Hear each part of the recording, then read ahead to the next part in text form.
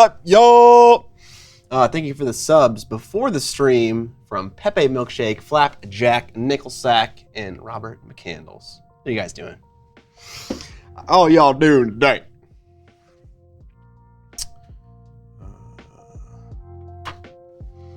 Okay. Today we're just working on more Necromunda stuff. Sorry I wasn't here last week. I got a little sick. Since the last stream, I have written a list for Necromunda, which is always kind of an interesting thing, you know, writing a list for a game you've never written a list for before. I don't know about you guys, but like I always want to like try to understand everything that's going into my list, and so it can tend to take quite a bit of time.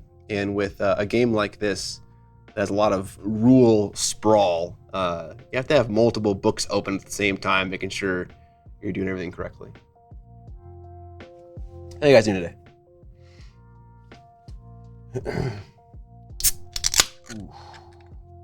Didn't have a lunch today, so this is my lunch.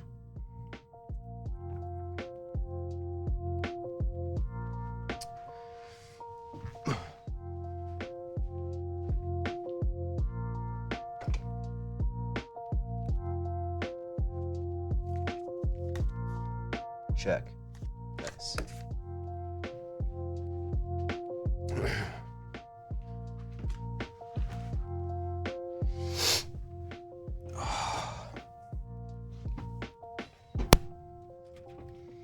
What up, Data Minis, Latino Hot, and Jim Crimmins? How you guys doing? I've been watching a lot of cult-based documentaries. And that definitely inspired my list writing for this Necromunda warband. Evil Eric DM says, "Hey Scott, my airbrush compressor seems to be heating way too much after about 40 minutes of use. Does this happen to you? And do I know of a fix?" Yeah, mine definitely heats up. 40 minutes might be about where mine also heats up quite a bit. Honestly, I never really worry about it though, for whatever reason. I don't know, it's a cheap airbrush compressor. I'm trying to think. You could like put like a box fan like under your desk and point it at it to like kind of exhaust some of that heat. I don't know. Mine does heat up quite a bit. I'm not sure if it's after 40 minutes, but I'm not really concerned about it. And so far, you know, it's been cooking along for years. Man, my wife has been watching some of those too. Nice. Oh, love to hear it. Not just a gamer. Hopefully it arrives in one piece. Mine's pretty cheap too. Don't know if that's common. Yeah, you know what? I've never asked that question to anyone else. I don't know if it's common, but I bet it is.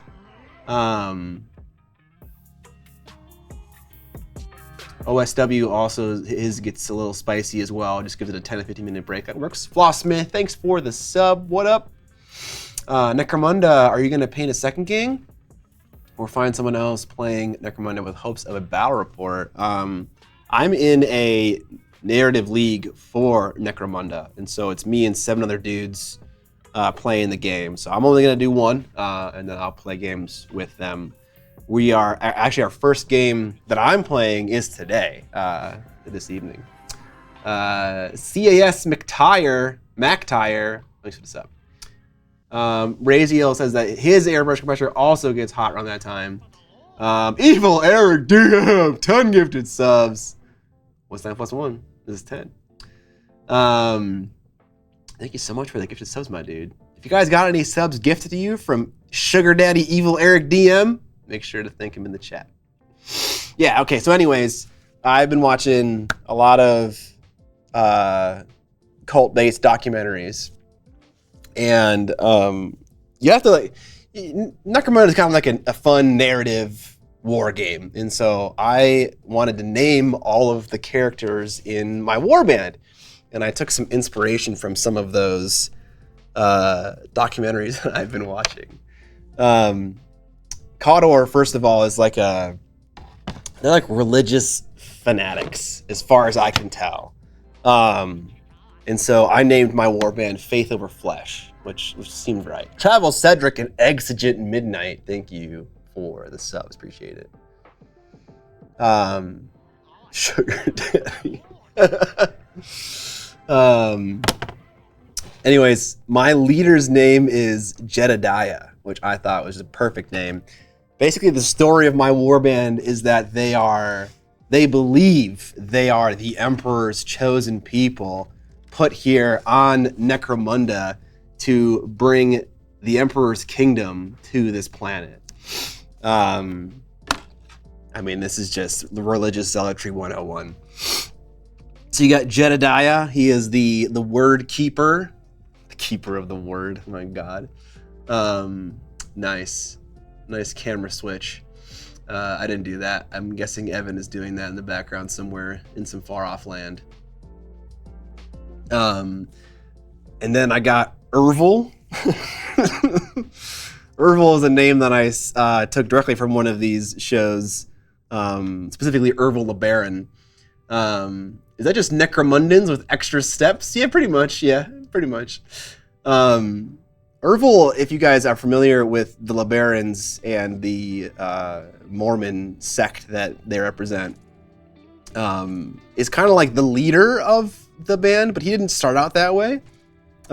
He was kind of like does things from the shadows. He makes other people do his dirty work, and so I didn't feel right to make him the leader of my warband. So I made him a firebrand, which is like second in command. Thank you so much, Exigent Midnight. I appreciate that.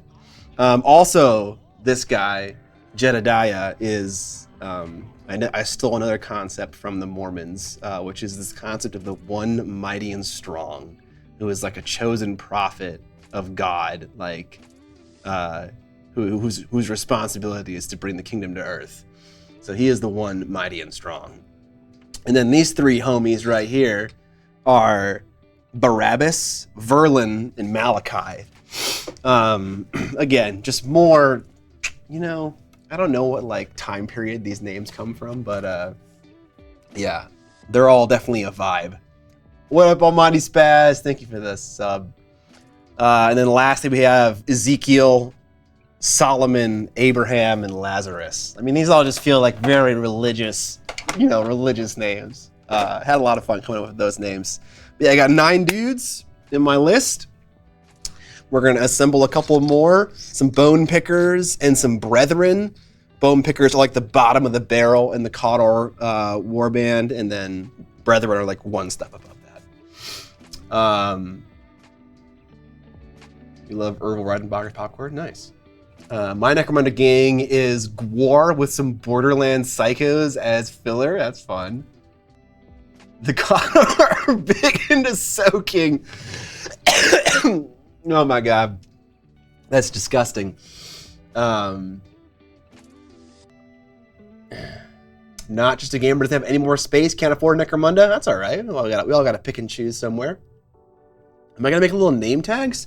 I don't think so. I've never really liked how those look. They look too big and imposing on a base room. Barabbas is from the Bible. Several of them are. Malachi, Ezekiel. Those are all biblical names. Lazarus is a biblical name. Abraham's a biblical name. Jedediah is probably one, although I don't know. There's a lot of very small characters in the Bible. 9. Yeah, dude, I have 9. I could have gone for a little bit more. The best part about KOTOR is once I've hired more gangers on, when I start a game, I get to bring 1 extra brethren, KOTOR brethren, and I get to bring up to D3 extra bone pickers. But these guys need to already be on my roster. And so they're not, we started with 1,000 credits for a campaign. And I haven't bought any dudes yet for my first game. But in later stages of the game, I will come with even more than 9 people. It's crazy. Are Necromunda sessions run like a campaign? Yes, I think that game really comes alive when you play it as a campaign. That sounds like a lot of fun. Millimeter Map. His friend in the local game store is doing a meet and greet where they swap stuff, hobby stuff. That seems like a good idea. Bible has some baller names. It does. All right. Let's get after it. Yes, I was sick last week, and so I got a chance to watch a decent number of movies. One that's coming to mind right now is Red Dawn, which is a movie directed by John Milius. I think is how you pronounce his name. He also did Conan the Barbarian, the first one. That was a really good movie. I didn't expect it to be so good. Long-form narrative campaign, Necromunda has always been awesome. I'm looking forward to it. The game itself is a little interesting in terms of its rules and stuff, but I'm looking forward to getting to experience the whole narrative campaign thing. Could probably fit more guys in if I'd given 2 of my little hand flamers. Yeah, there's some expensive war gear in Necromunda for sure. I hear you're fighting Eons of Battle, Dark Eldar v Dark Eldar. Yeah, we got a little thing going on for the entirety of the year, where we are going to be working on our Dark Eldar forces over the course of the year. I'm looking forward to that. That was one of my goals for the year. If you watched the podcast, I talked about some. Actually, maybe this isn't out. Yeah, this one's out. I talked about some goals that I had for the year, and having a painted 40K force is one of those goals. And so I figured when Jay approached me and he was like, "Hey, I want to do this thing with Dark Eldar. Do you want to join me?" I was like, "Well, it's like literally my goals for the year. So how can I say no to this?"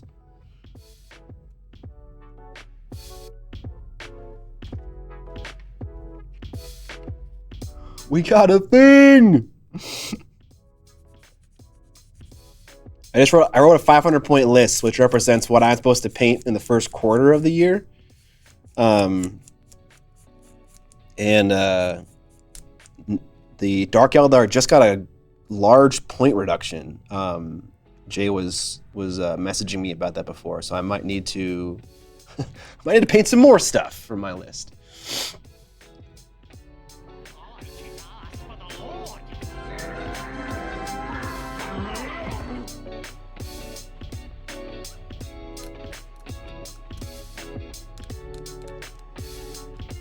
I think one more of my brethren has to have a what's it called?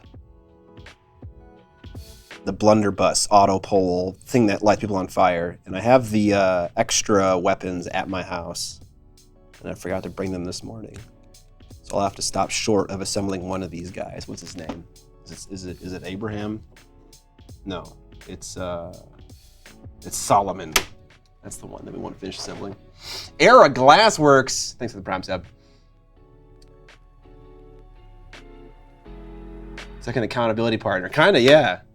Except I don't really think that Jay needs much help with accountability when it comes to painting these models. I think I'm definitely the one that's going to benefit more from this than he is. What is Battletech going down with Monument Hobbies?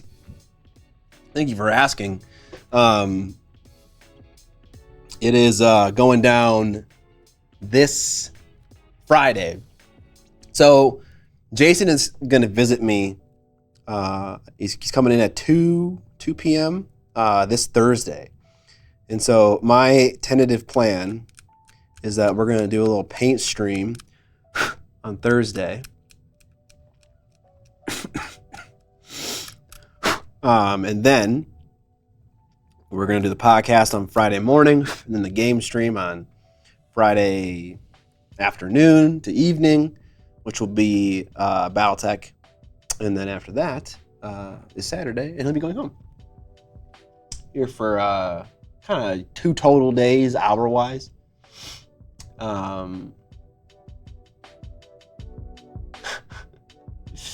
I just got 2 of my friends at 40K. One of them watched the 2 of us play Combat Patrol and then decided to buy full 2K points of Black Templars. God damn. Thanks for being one of the people who got me back into mini painting after 20 years. 20 years! Welcome back, Era. Welcome back. not just a gamer. I don't know. I just enjoy the process. It's very chill because it's like very ones and zeros.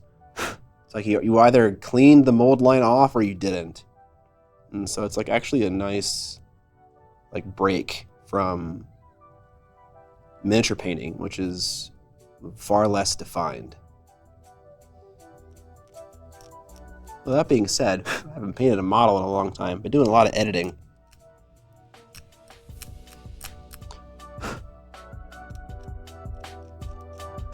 I'm really curious, like, if we were to look at how I spend my time in like the last like 3 years, how it would average out.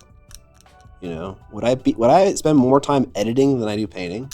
I think it's very close to being equal. I don't know.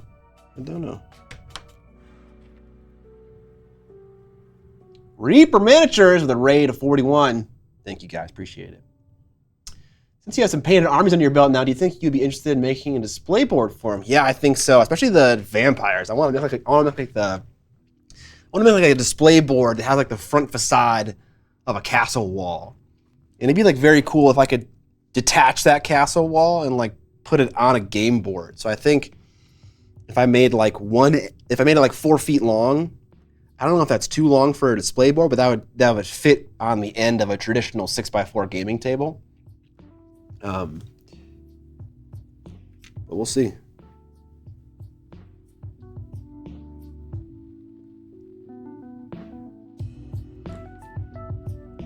Armies on Parade type thing, indeed.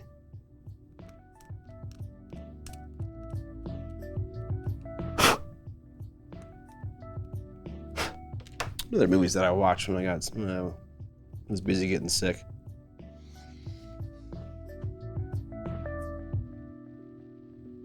I watched the new Hellraiser.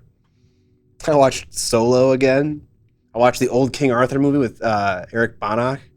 I watched David Lynch's Dune movie. I watched a new movie from this year called The Holdovers. I watched this movie called Night Riders by George Romero, the guy who did Night of the Living Dead, which is basically like a Ren Fair type movie, except instead of riding horses, these guys ride motorcycles, and they put on this attraction where they joust on dirt bikes, and it's a fucking crazy movie. But yeah, those are all the movies that I watched.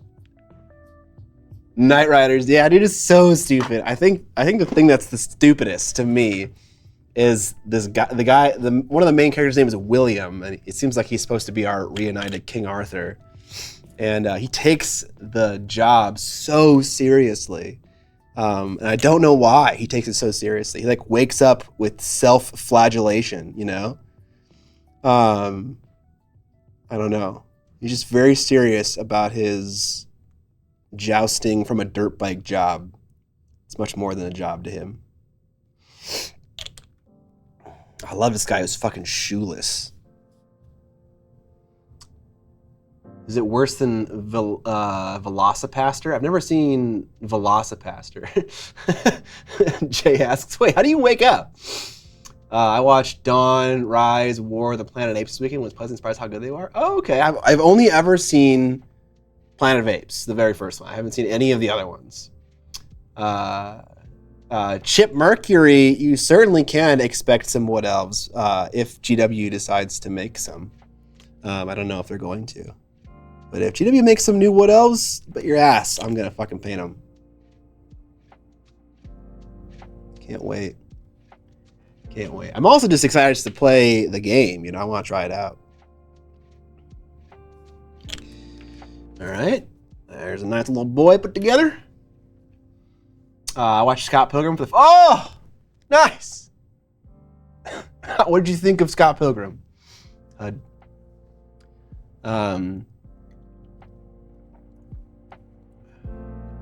That's all right. Not just a gamer. Not everyone's about watching movies.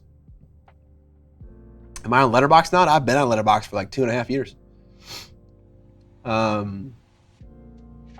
Watched the Robert Pattinson Batman? Okay.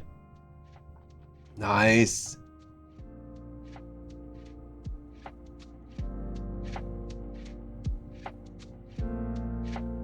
Oh, Cabe the DM, congratulations on finishing your Dark Angel's army. That's freaking awesome.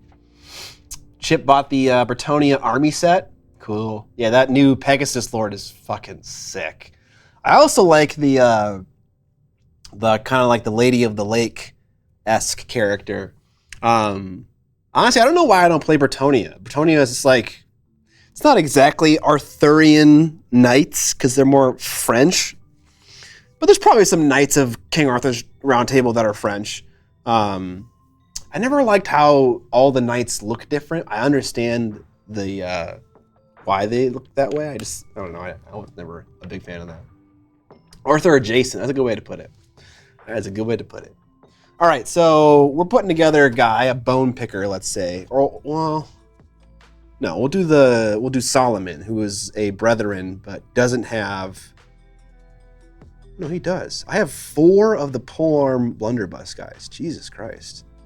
Okay, so we'll do the bone picker then, Abraham. He has reclaimed auto pistol and a cleaver. Okay. I don't know how plug and play this set is supposed to be, but we're gonna figure it out. Clearly, this gun or this stance, because this stance is top and bottom, has some plug and play ability because one pose has a stub gun and the other 2 has auto pistols, I believe they're called. So we'll grab a pistol here. So number 48, and then a cleaver. We got a left-handed cleaver in this set. We got a left-handed flail thing. There's like a, oh, here we go. This guy. Maybe I should assemble this guy. This is basically what I need. A pistol and a cleaver. Okay, what's the other guy that I have? He has a flail and a pistol. Perfect. Okay. All right, where's that flail bit? This one? I don't know how well this is gonna work out.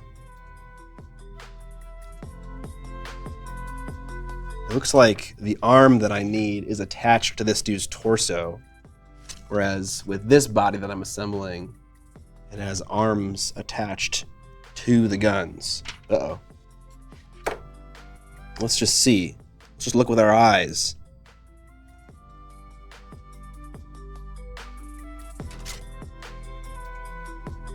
Nope. Okay.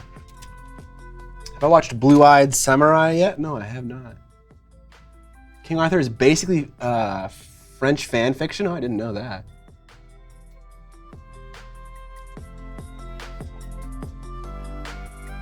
Right, not just a gamer. Totally, you totally could paint them, those knights, however you wanted to.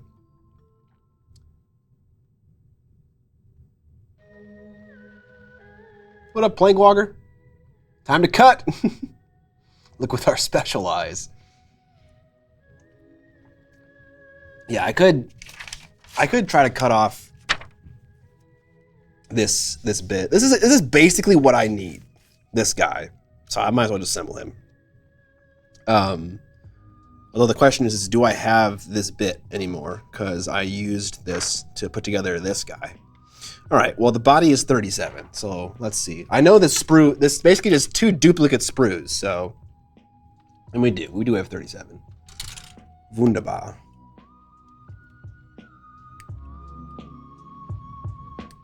I know I'm gonna have to put together more Juves. Just because I need more guys to bring than what's on my roster every single time I play. 40?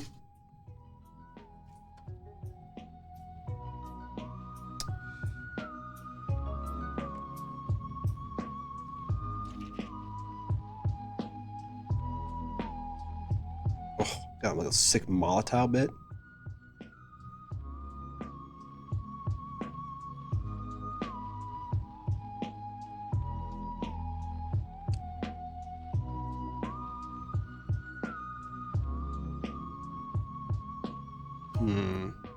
There it is.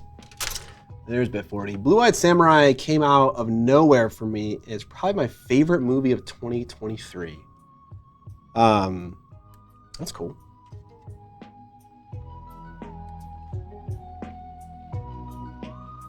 So it's a newer movie. That kind of happened with me with the movie called The Holdovers. My wife was just like, let's watch this movie. And I was like, all right. It was like a really pleasant movie. You ever watch a movie that like is kind of like a slice of life? It's just like, it doesn't really have a plot. It's just like, hey, look at this. Look at this lifestyle that you had no idea existed. Another movie similar to that is a movie called The Florida Projects. Now, The Holdovers has a plot, but it also has a little bit of that going on as well, a little bit of kind of a chill factor. And I liked it. It was really nice. I had to find 3 combat knives from the Space Marine Scout Spree to finish my gang. They're way too big. Oh my god, yeah. That'd be hilarious. That'd be like a short sword in these guys' hands. A Space Marine combat dagger. This is indeed a Necromunda boy. If only GW had some sort of King Arthur fanfiction faction in a new game. If only.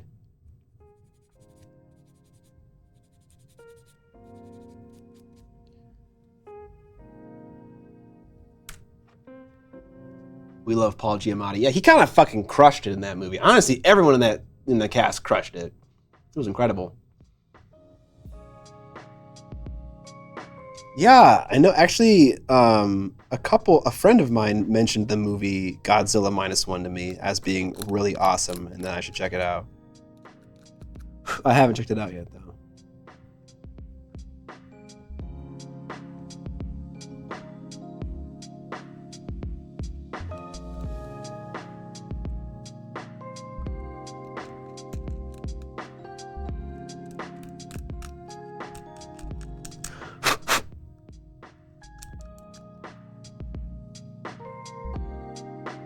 How do you handle people WYSIWYG for Necromunda and Mordheim? Honestly, you know, I've been thinking about this because I know because that question's been coming up a lot more whilst I assemble Necromunda models in particular, and so I've been kind of thinking about that. And I was like, my answer to that question is how do you deal with people who act like that? It's basically never in my life. Never do I want to play with someone who cares so much about that they're unwilling to play me if my models don't match like what their wargear descriptions say they do. Like I'm gonna try to get it as close as I can, but I'm also gonna like not be an insane person. Like for instance, I painted this word keeper a long time ago, but the guy in my list has a great sword, and while it would be amazing, and actually I think I am going to convert it to have a great sword, but like I already painted it. It looks really nice. If I was playing against an opponent who was like, you know, I just didn't want to like ruin my new fancy paint job because I just didn't know what my list was going to be before I painted the model. Like I wouldn't fucking care. And so like especially in my group who's like not played Necromunda ever before, I could just tell you that the rules of the longsword are the exact same as the rules of whatever fucking weapon that is, and it wouldn't matter. No one would know, right? So I've never understood that, and I don't care about that. I don't want to play with anyone who does care about that to the point where they're unwilling to play with me. So it kind of works out, honestly. Triopscrath, thanks for the sub. I'm having a pretty good day. Heroes Infinite is dropped their minis for Feb. It's Necromunda Cyberpunk. Okay, cool.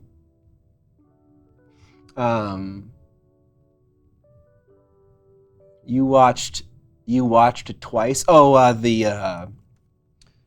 Godzilla -1.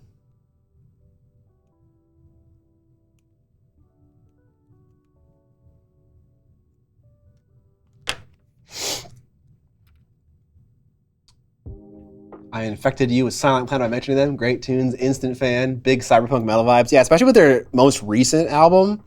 They use a lot of electronic elements Hasn't always been the case. Yeah, they're an awesome band. There's a lot of bands. I used to listen to a lot of bands when I was in like high school and college, and that Silent Planet is one of those bands that just stuck around forever. 44. Danimals! Building more guys for me to take out? How thoughtful. Yeah, me and Dan are playing Necromunda today. He's playing his Enforcers, I think they're called, Dan. You're welcome, Coronary Jump. Skelebeat! Thanks for the sub. Appreciate it, y'all. I read a post somewhere that Gen Alpha kids think that saying the word y'all is cringe. Is that true? We got any Gen Alpha kids in the chat?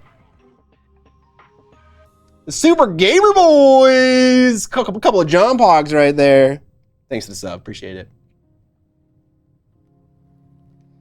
Did you guys watch the Games Night Battle Report with Gotrek and Felix? The way that battle report ended, and they mentioned this in the video, but it was so perfect that I had to say it again.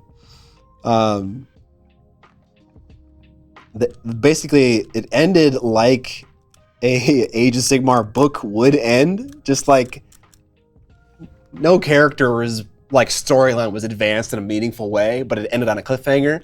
That was so funny how that worked out.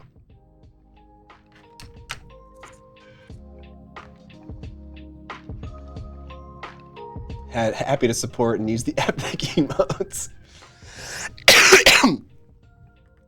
I split. If your cult worships the Emperor, what's the lore to why they are fighting the Enforcers? Well, the Enforcers clearly are not true believers in the version of the Empire, the version of the Emperor that my guys believe exists and is trying to rule this day. My guys are the chosen people, okay? Anyone outside of them is a heretic. Anyone who doesn't subscribe to my doctrine, my blend of 40K religion, is a heretic and must be purged off this earth with glorious fire. Which fire is like a huge Cawdor theme. Lies. We own the chapel territory. Yeah, well, I own a territory that has an altar on it that is covered in blood and feces. And I get whispers through the immaterium to my guys from it. So, obviously, I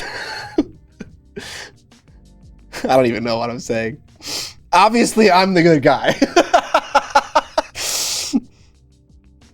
All right. Big old rock, dude. Big old rock attached to a stick with a chain. Doesn't get much more sophisticated than that, Dan. Is that not my office I just described? Ah, they're using the Emperor's name wrongly. Correct. His name is Steve. All right, what pistol do you use, buddy? Pistol number 42. We can do that. It's the blood and feces chair argument for the win. Yeah, what is it called? I gotta find it. Here, let me change to the old face cam. Oh, we're doing this again? Stream Deck, you piece of shit.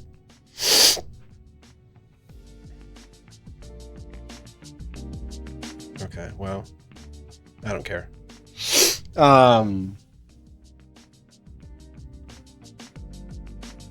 Feels like rock on a chain guy is 100% dance speed. Are we gonna be checking out new models today? Does our machine still do that? No. There's no machine that does that. What up, Adric Knight? All I heard is a shrine of blood and feces. Yeah, that's a great time to show up. All right, let's see. So the guy who's running our campaign, John Schaefer. We're so lucky that motherfucking John Schaefer is running our campaign. He's such an awesome dude to be doing that. He messaged us all individually telling us what zones we control.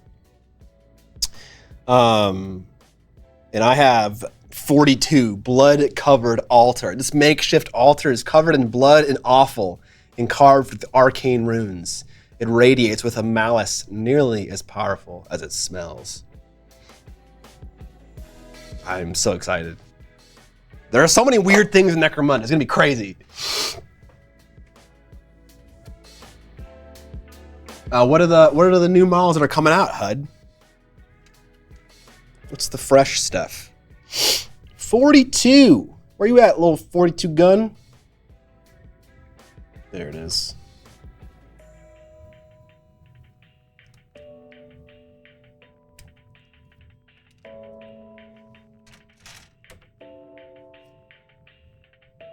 Delac Forge World? Man, I love Delac too. They're so fucking cool.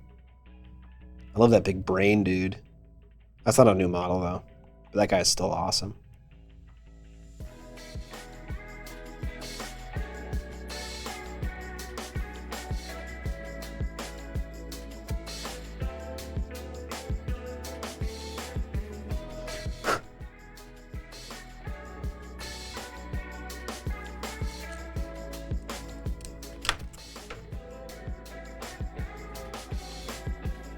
Flash Eater Court's getting a new model. Nice.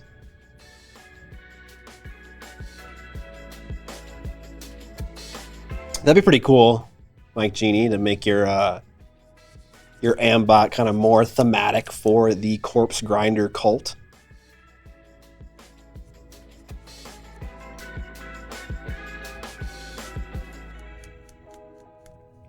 All right, this kind of gun is easy enough to drill.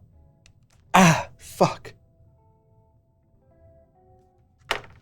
Okay. What I was gonna say is it's easy enough to drill that kind of hole with just an X-Acto knife, but my X-Acto knife is not very sharp. The end is kind of more squared off than it is a nice sharp point, so let's get us a new one.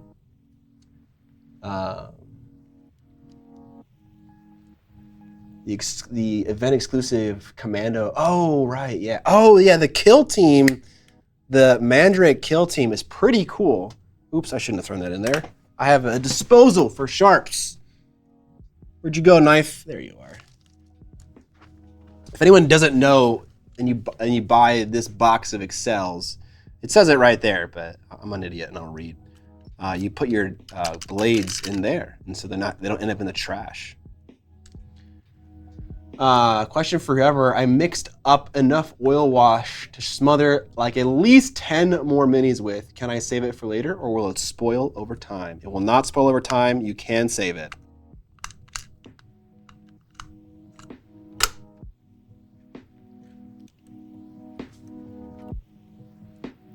All right, see you, Skella. Thanks for the sub, man.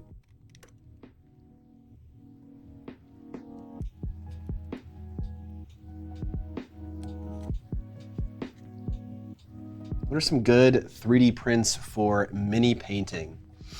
I think Highland Miniatures is a good company to get STLs from. I think they make really compelling 32mm models.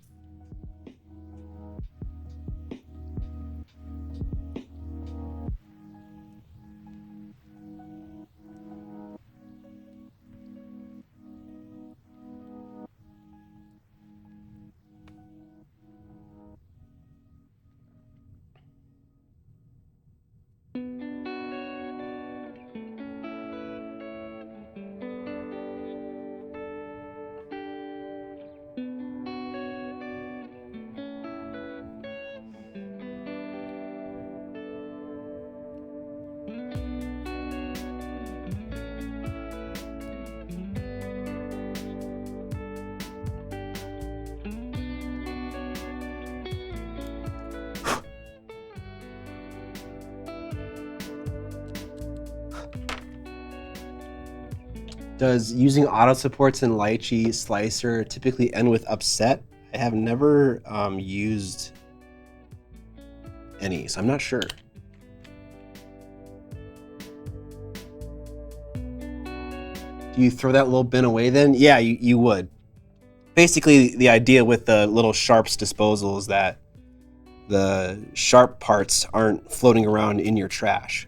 And there have been several times where I'm like digging through my trash trying to find something that I threw away. And I'm very grateful to my past self for not tossing X-Acto blades in there, because I would have totally cut myself if I had done that.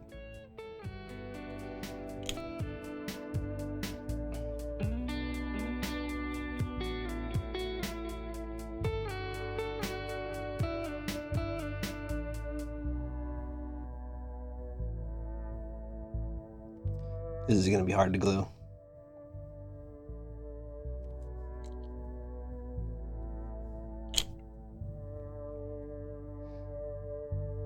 Did you guys see that the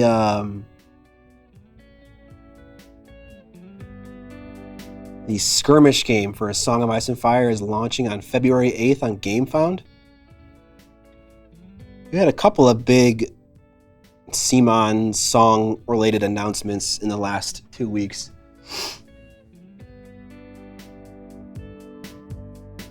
Travel says he doesn't have any issues with auto supports in Lychee. Okay, nice. Anyone in chat happen to have a Stormstrike Chariot?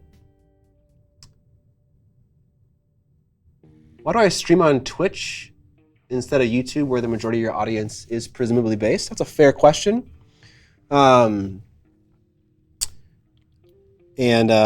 could totally stream on the backlog channel that I have, but I'm assuming you're asking why I don't stream on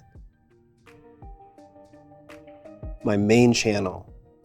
And the simple reason for that is people don't come to my YouTube channel to watch me stream. They come to watch videos of me painting models. And so if I were to stream to the Miniac channel, it would just be like, it'd be too much. It would overwhelm people, and they would probably unsubscribe, or they would stop interacting with my channel, and that would hurt the performance of my videos. That's the general notion. And also, if you stream on Twitch, you're like, you're building a different brand, a new brand. And it's good to build brands outside of YouTube, because if YouTube dies, then everything goes away, So it's good to have different revenue streams. I'm working on some Caudor dudes.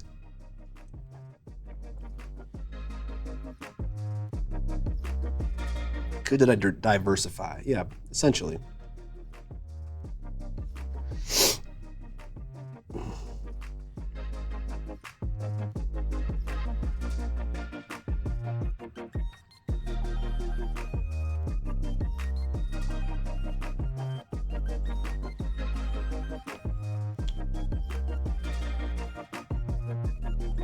You can just say we're cooler over here.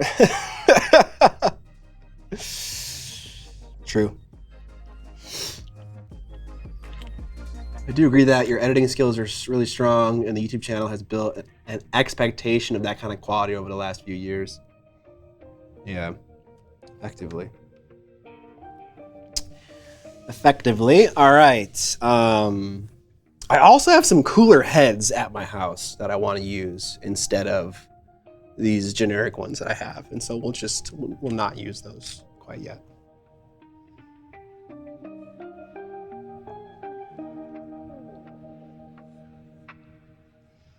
All right, we'll just get this guy. He stands pretty nicely.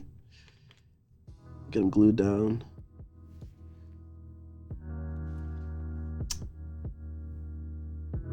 Banana bread at work, dude? Hell yeah.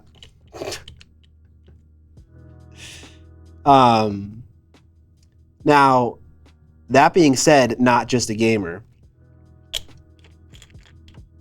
I've learned a lesson about Twitch that I want to share with any prospective content creators. If you can't make enough videos to overpower whatever stream schedule you want to enact on your YouTube channel, that is a sign that you should not stream, and that instead you should spend your time just making more videos. So Take that for what it's worth. Okay, we got our other bone picker dude with a flail, and now we need Cleaver Man. Motherfucking Cleaver Man. Who's the guy with the robot leg? Do we have a robot leg guy already? I think we do. Hell yeah, we do. Okay, sick. Let's glue that guy down to a base too.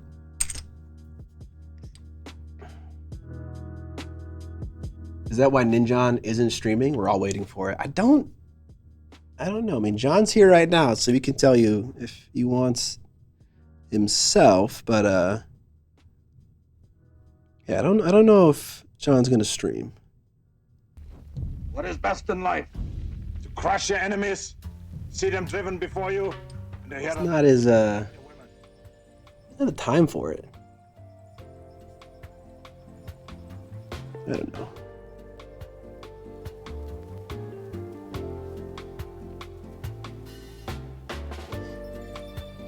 You see the rules update / data slate for Dark Eldar? Seems like a power boost for the armor you'll set. Yeah, Jay sent it to me from Eons of Battle. I did see it. Lot of point reductions. The only increase was the Void Raven Bomber, which is sad for Jay because he wanted to run a Void Raven Bomber.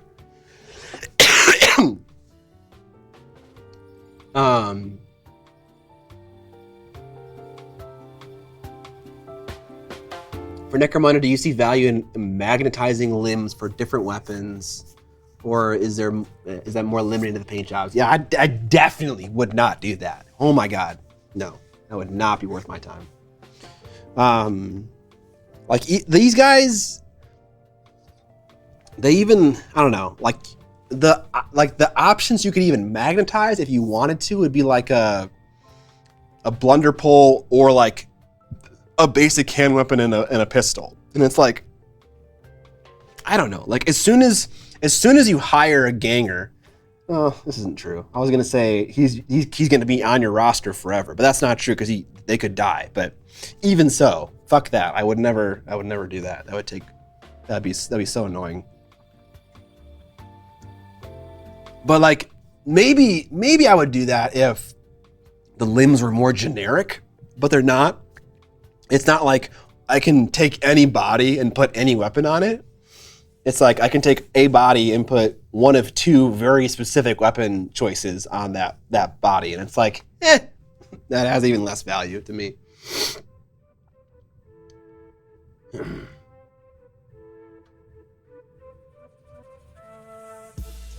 Necromunda is so modular with gear, with so many options, and campaign to campaign, it felt situational. I mean, that's totally fair. I've never played the game, so maybe I'm not the right person to ask. But like honestly, as long as whatever something kind of looks like what my warband is, then we'll go with that. And also, I'll just like rehire the same loadout for the future. I don't know. I don't see myself playing a ton of Necromunda like outside of this one narrative campaign. Okay, so we need another blunderpole guy. We'll probably turn Running Man into the other blunderpole guy, which means that we need to assemble one more bone picker to round out my list, along with a deacon who I have assembled at my house. I find it hilarious. Because a lot of people who magnetize lose the options anyways. I mean, yeah, that would be kind of me probably. Okay, we need a bone picker, and he needs to have a cleaver and an auto pistol. Okay, so let's see, where's the one guy who has like the buzzsaw blade? This dude who has got a candle on his shoulder candle guy? What's his fucking name? Hoik. Well, you are being requisitioned to Hoik as Abraham, which is a cooler name.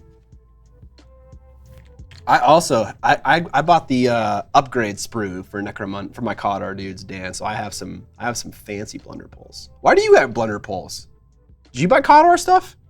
Oh, you probably, yeah, because you're using the bits on your bases, right?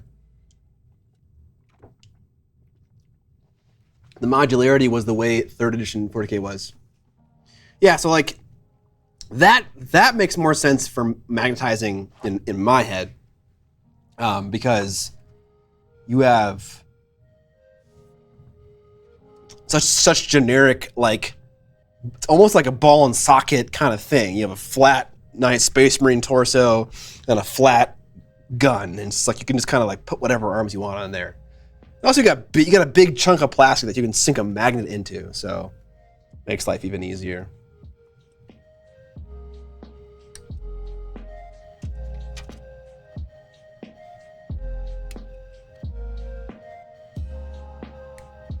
Do I have a candle shoulder guy? I do have a candle shoulder guy. Okay, 27 for the torso. 32.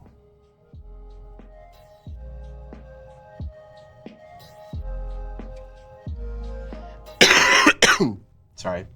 I should not cough like that. It coughs like right into that mic. My bad.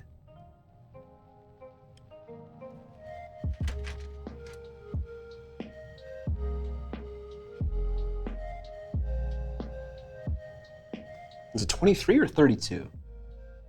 23, okay. I'm dyslexic. Wait, no, it's not. That's the other thing.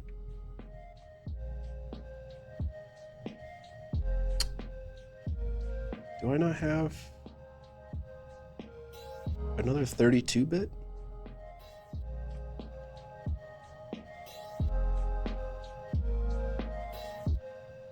No, I do. Nice. Yes, sick ASMR. Did the guy who was behind the camera on the streams get laid go? Evan, yeah, Evan is no longer with us. And neither is my editor. It's just me. Just good old Scott.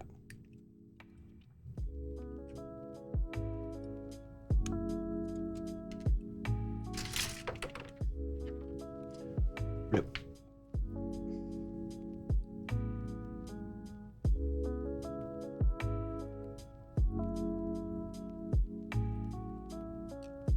A moment of silence. He'll be back though. Because we're gonna do a dual paint stream on Thursday. Well, that's a tentative plan with Monument Hobbies, Jason, and he'll be here for that. And then he'll also be here for the BattleTech stream the following day on Friday.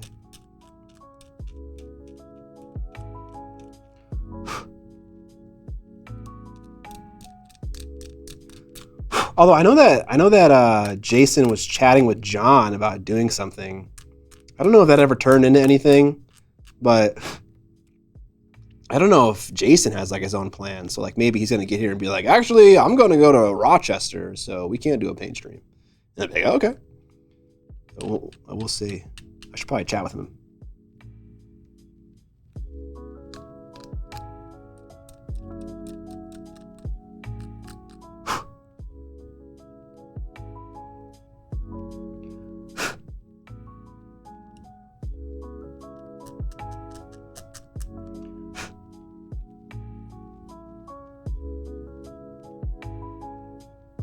Scott, 100% union busting. It was all that talk of unionizing? Yeah.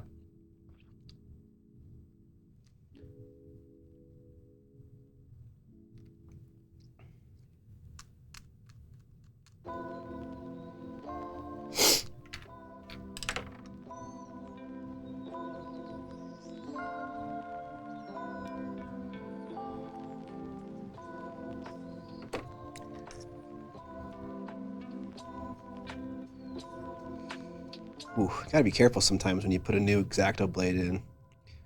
Shit is so sharp, it tends to gouge into the model.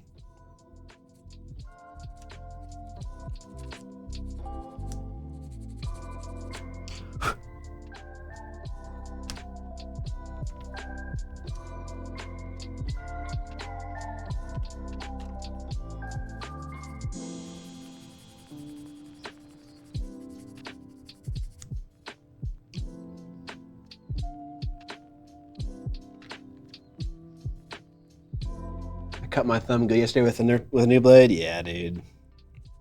Happens to the best of us.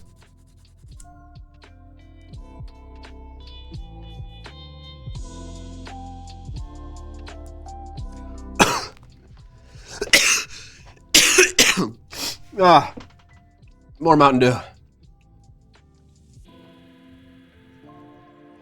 I'm in that stage of being sick where my phlegm is like super thin, and I'm just like coughing constantly because it's just like trying to clear my throat. Woo!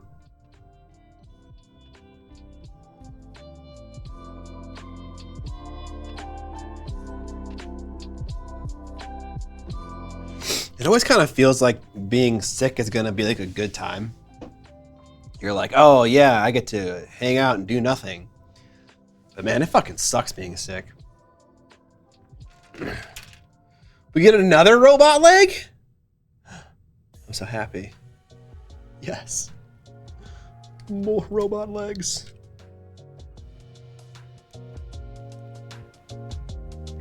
Okay, we need a robot leg, and then we need 29 and 36. There's 36.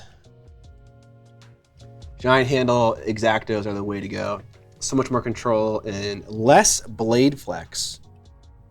Does it come to the same razor sharp point? Yeah, you're right. There are larger exactos.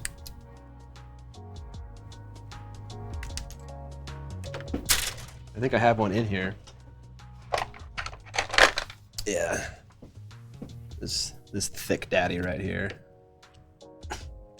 A bit of a bigger handle. Got a bigger throat for larger accessories.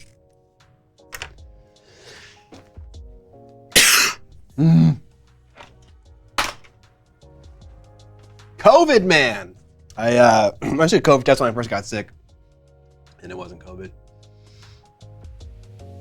A buddy of mine gave me some disposable surgical scalpel blades, and I use those, and I really like them. Nice. Those are they curved? I know some people like the curved blades more than the straight ones. An example of pure health. More do! Yeah, I know, right? Slightly curved. Nice.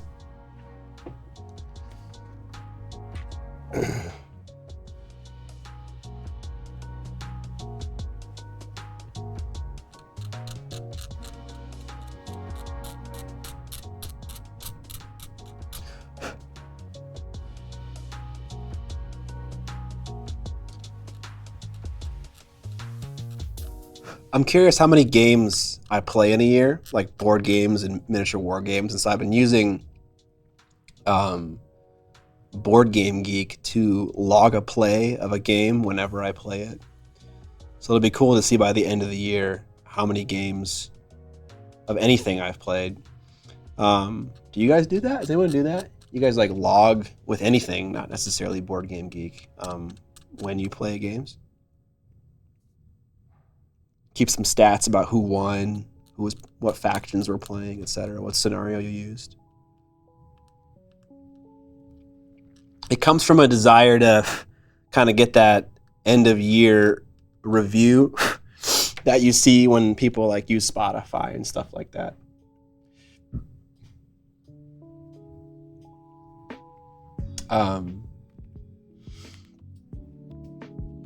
Maho, what are you using for my overhead painting lights? They're called Intelitech LC 160s. I have two Intelitech LC 160s, and I have an Intelitech LC 120. We can show. With AOS I do, but that's just for the app. Okay, cool. Just finished building a Triumph of St. Catherine. You're welcome. Oh, it's the W is the Kiki. For the podcast, asks Mr. Griswold, the weeks where you don't record, why not do a Zoom episode where you review 3 to 4 supporter models? That's not a bad idea, by any stretch of the imagination. I think in general, right now, and I can't speak for John, but he might be similar. Okay, nice. I think in general, I'm kind of at my max capacity for like work that I can do.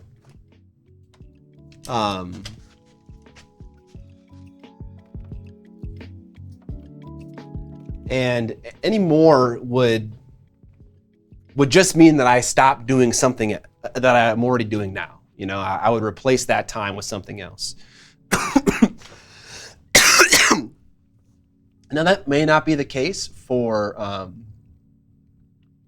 forever. Like once I finish editing these masterclass courses, I'll be able to reconsider what I spend my time doing. But for now, I can't really add more to my plate.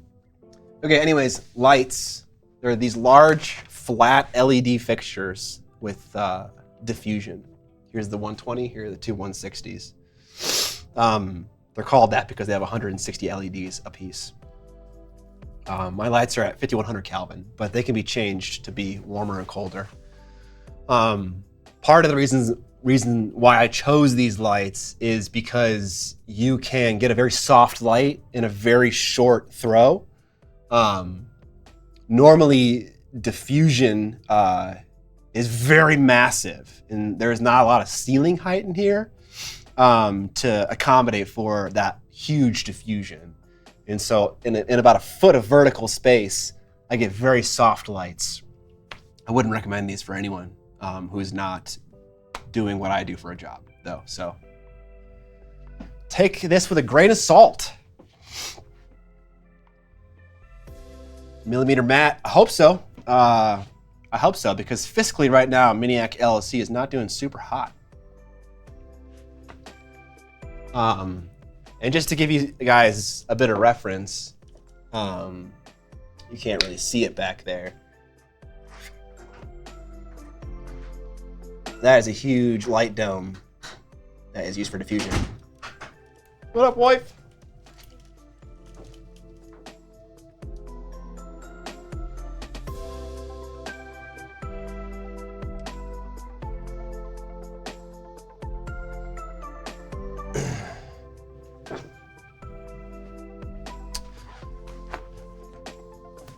We're back. We're in the back rooms now, chat.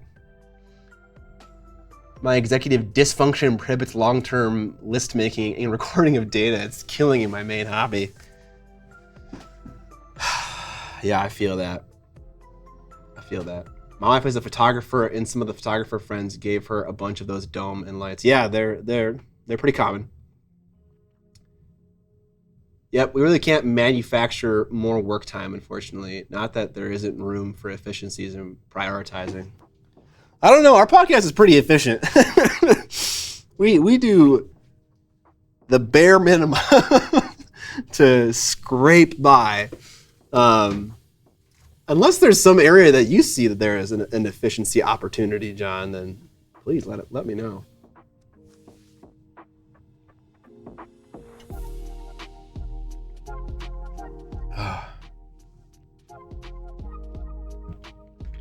Okay.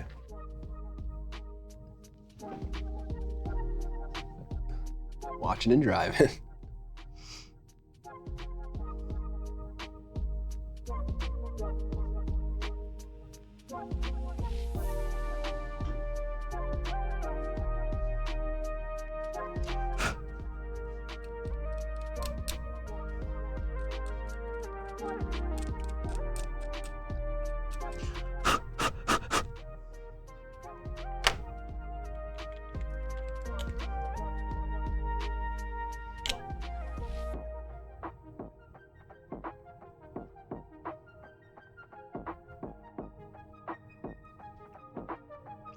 A robot leg.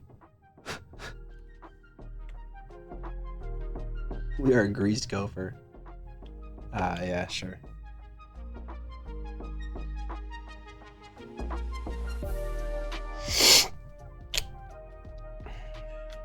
All right, now I have to somehow remove the sprue parts from this saw blade while still maintaining the teeth of it, which that just seems impossible. So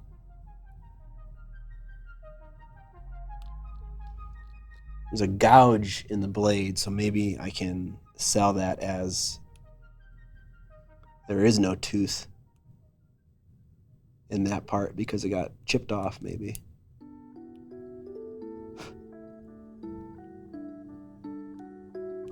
I'll try to do some slicing here into the plastic.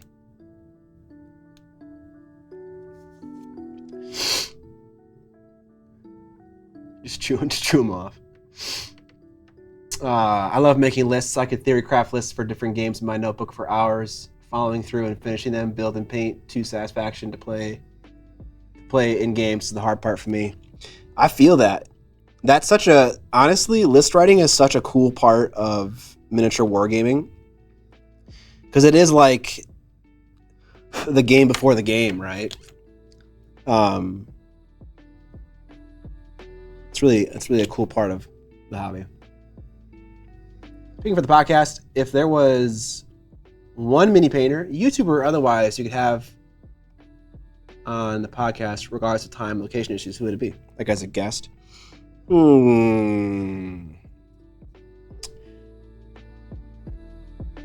lot of people that I might pick, just because I'm like fans of their painting. But I'm trying to think who would like make for a good guest. I would love to have Duncan Rhodes as a guest. I think people would love that. I think it'd be good. I think it'd be a good episode. I think it would get views. I think that'd be a good thing.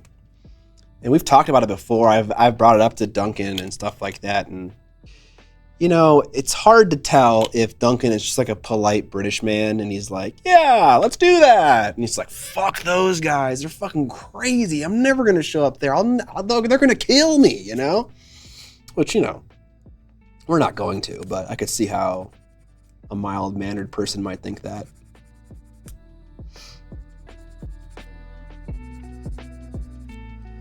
But I've been on a podcast with Duncan before. We were on a Song of Ice and Fire podcast together, and it was great. He was awesome.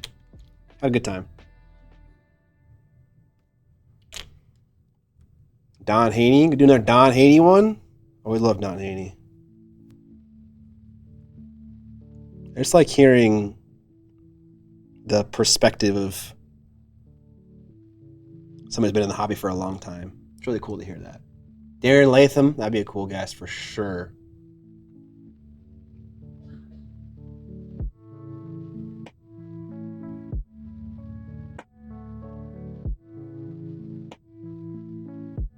I remember that podcast. Yeah, that was the one. Not Just a Gamer.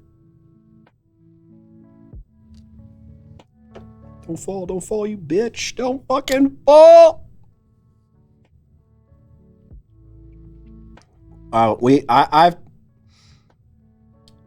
I've already chatted with Don Haney about coming on the podcast again. And I think I asked John if he would be into that idea too. And he said, yeah. So that's probably going to happen, honestly, anyways.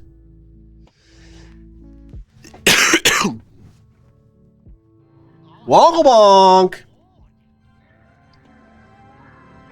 Tongue-in-cheek video series where Scott teaches Daryl how to paint. Such a deep cut.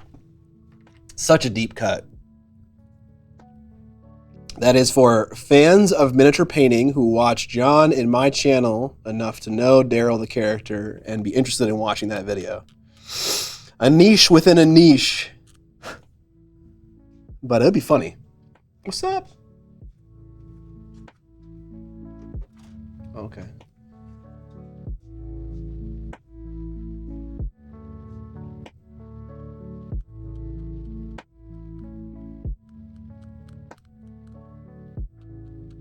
So many little ridges. Scope and then a little ring and then 17 panels and goddamn. I think gonna clean the bottom side. But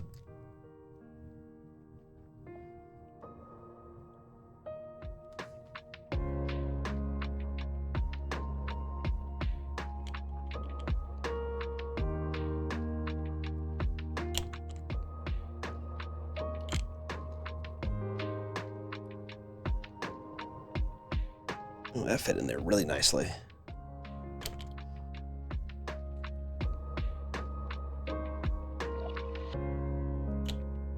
Oh dang it! I didn't drill out that gun barrel. That glued in there so nicely. I don't want to. Fuck it. Let's see what we can do if we hold on to the bit, give it some nice support. I wouldn't have picked Scott as a Cawdor guy. What would you pick me as? If you made a BuzzFeed-esque quiz about matching my personality with a Necromunda warband, who would I end up with? Slugonix. All right, this one will drill. Van Saar or Escher? Well, to be fair, the very, very, very, very first Necromunda box I ever bought was Van Saar. And then after, I can't remember what came next, if it was Delac or if it was Cawdor. But then after that, it was Cawdor, and then Delac third, or something like that.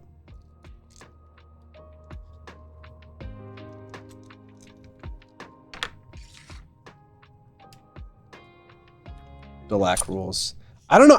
I have a thing for religious zealotry. I don't know why, but I love that. I love that theme in stories and stuff. It's so interesting, honestly, why humans are like into the macabre and the evil and stuff like that. I would love to know why. Scott's gonna start a cult.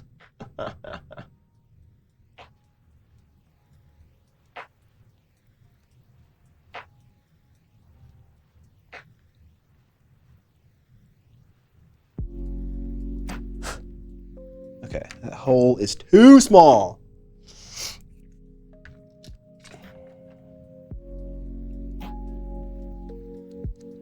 This one also seems too small. Maybe this won't work. Sugar Daddy only buys into cults. Next 40K gonna be word bearers then? You know, I feel like I could almost pick any faction in 40K, and it'd be religious zealots. Probably not Dark Eldar, hilariously, the one that I do have.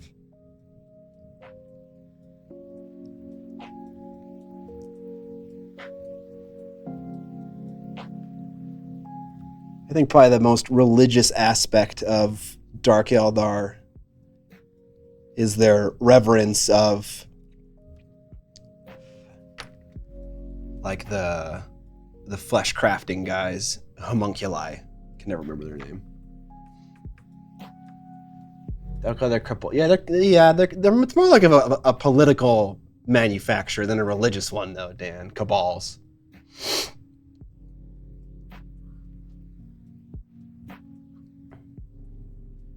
If you had to make Jackass, but for miniature painting, who would be the squad?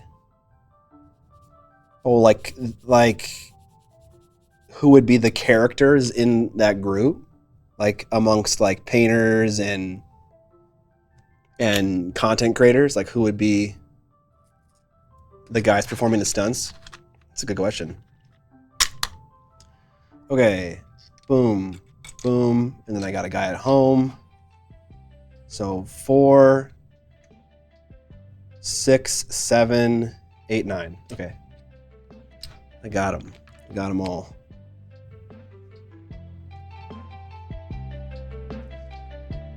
I think John's got to be in there. He's definitely like the goofiest content creator. I think I'm pretty goofy. I don't know. You know? Honestly, miniature painting personality doesn't really overlap with the kind of person that I would imagine would like want to damage their sexual organs for comedy, you know? That personality profile's Venn diagram doesn't really come into contact a whole lot. So it's a hard question to answer.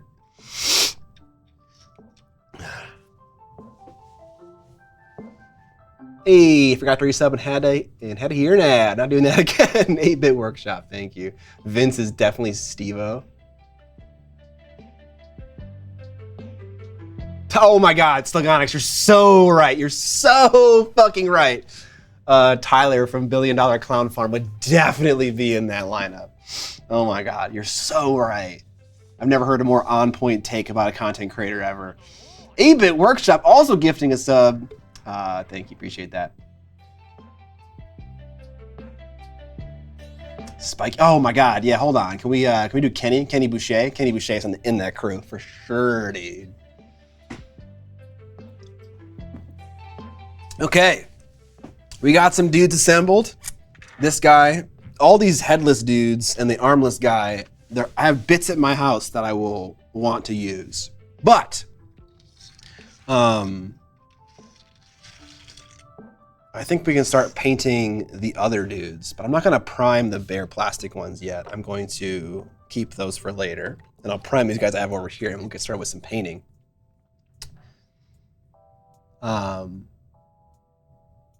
I'm the Dave England of the bunch. Who is Dave England? I've never heard of him.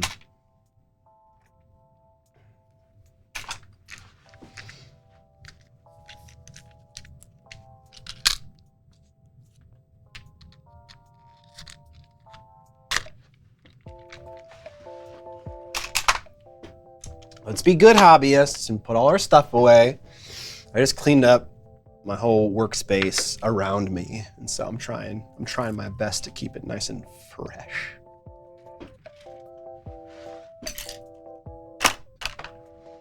Okay. Now, for painting today, we have the fancy new,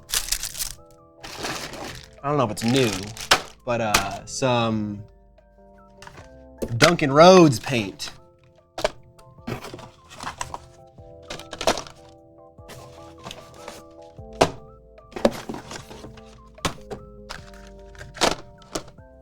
Oh, sorry, camera.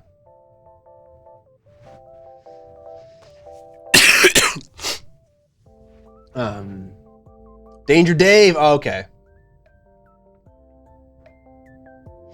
Two thin coats. That's what it's called. Thank you. Let's take a look at this paint. Let's see what we got. The people that manufacture this sent this to me. Okay. What I'm seeing is a lot of desaturated colors, lots of browns, lots of tans, which is good for part of my scheme. I definitely need a tan. Vampire Fang, that seems like that'd be very good for me. Let's see if we can pull some of these paints on the screen. You like their metallic line a lot? How close are these to their GW matches? I have no idea. I've never used them. Maybe someone in the chat can let us know if they have. Sad millennial beige paint set. All right, it's kind of hard to tell exactly what these tones are, just because they are in a bottle that has kind of a clear plastic exterior, and so that kind of makes the paint look milkier than it should. So I'm gonna pull out a lot of different paints here, not knowing exactly what hue the color is. Milky. Evil Eric says, better coverage, I would say, than Citadel for the notoriously weak ones. Okay, it's like the yellows and whatnot. John says, I color match them a lot for GW colors. Most of the time they're 90% matches, which is honestly fine. I'd be curious how much effort they're really putting into matching the GW paints exactly. You know, are they like getting out the swatches and painting them side by side, trying to figure out, okay, we're off by a certain amount. Let's adjust. There's a wash in here. A green wash, no less. Huh. Okay. All right, so for these Cawdor dudes, we've painted 2 guys really nicely. It took a long time. We're not gonna do that for the whole warband. Because I got other stuff that I want to paint in a year, you know? A lot of khaki colors. Damn. And so we don't paint the rest of these guys up fast. So we're gonna start employing some speed painting techniques.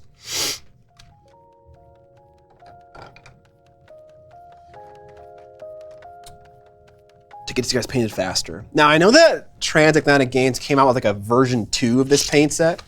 And I don't know if that's what's in these boxes here. Let's take a look. Probably six paint pots in each one. Got like some pinks and red triads in that one. You know what? I'm going to write on each one of these boxes what is in it. That seems like a smart thing to do. I need a Sharpie. There we go. Pink / red. All right. Oh, well, my system is fucked. There's just a bunch of random paints in here. Okay, I thought they were going to be organized in some kind of way. Nope. All right, we're looking for skin tones. We're looking for greens and greens and khakis. Seder brown? Jeez, I don't know. A lot of grays. Rust brown. Instant kink in the system. Yeah, I know. I was like, I'm smart. Look at me. Are they putting sleeper agents into the GW paint manufacturing line? So they know the exact recipe? Oh my God, that'd be hilarious. Those are wave 2, okay. Hey, how you doing today, 13 Valentine? I'm doing pretty good. Oh, here we got some brighter colors in here. Here we go. Oh, a glaze. Okay. We'll bust that out. So we got like some ink-esque products in here. So this is wave 2, according to Evil Eric DM. Kind of more of a turquoisey green, gung-ho green, green beret, jade, fury green. I don't know, that's not what I would think fury would be. Hydra, ghoul green. Okay. What else do we got? Ooh, this could be a user. Oh, that's definitely gonna get used. Talisman green. That's gonna be probably our mid-tone.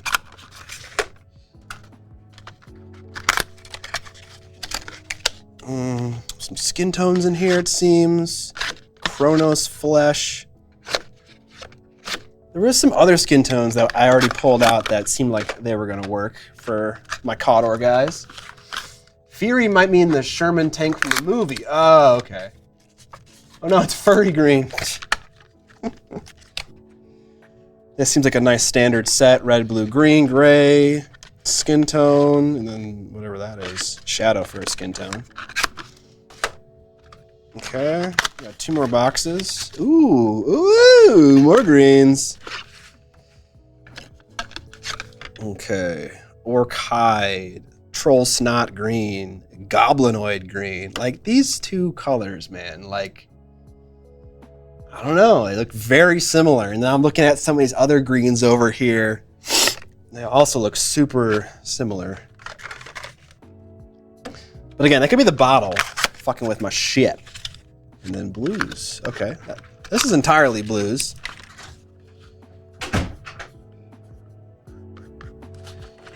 Blue. All right, got a lot of greens out. So let's take a look at how they stack up. All right, so I need like a sickly desaturated green. for a mid-tone, like a brighter, more autumnal one for a highlight, and then a dark desaturated green. This one's a contender. Goblinoid green.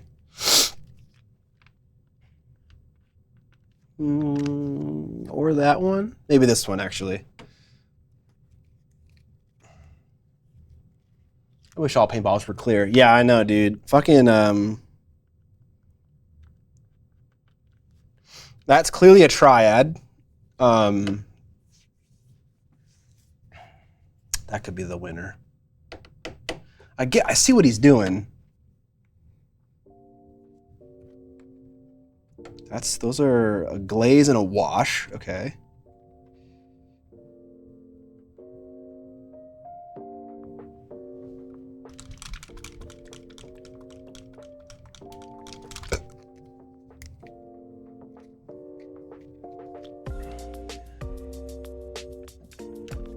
It's kind of more of a saturated green. That's like old school Dark Angels green. Can't even see what I'm putting down here. And then emerald green. Okay, we got ourselves.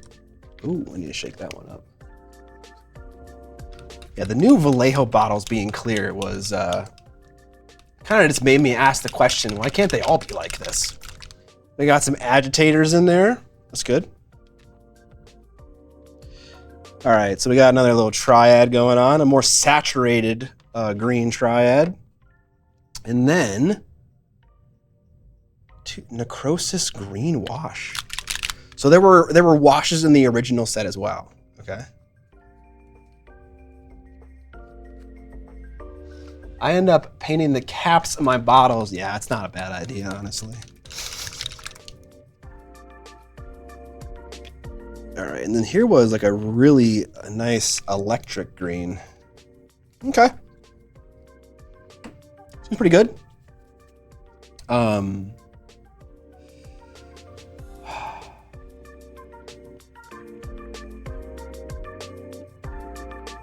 trying to think.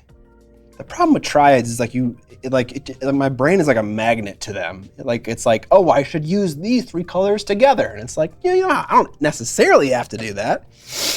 These two skin tones seem like the ones that match my dudes the most, the Barbarian and Dwarven. Evil Eric picking up a hoodie, got out the gang. Thank you so much. I have a paint reference chart for that range. Do you want me to take a picture for you? Sure. Sounds useful. A nice little wash. Duncan, what I want is an off-white yellow.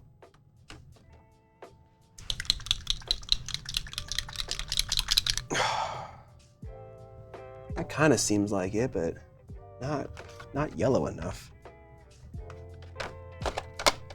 Pink and red and blue. Why does no one make this?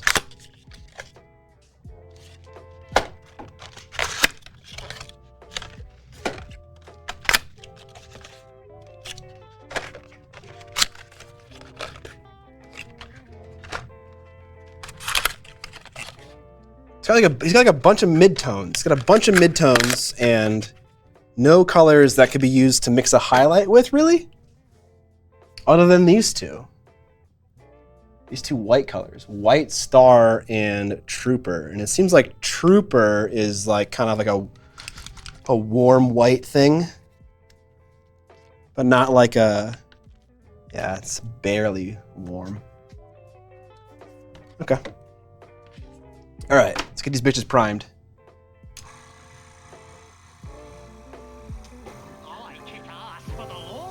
Slugonics. Links this up.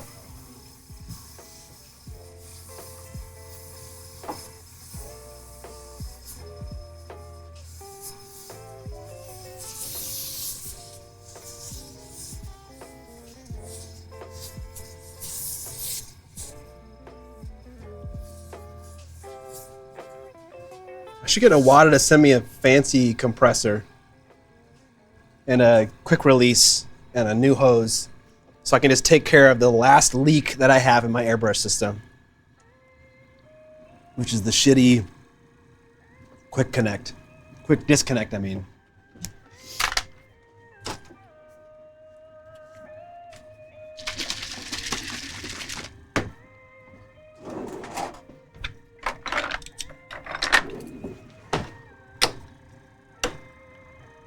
Just posted to the Discord general, not the best pick, but hopefully it helps. All right, cool.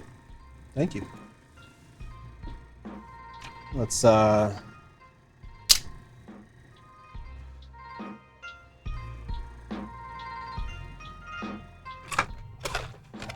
don't know what happened to my phone.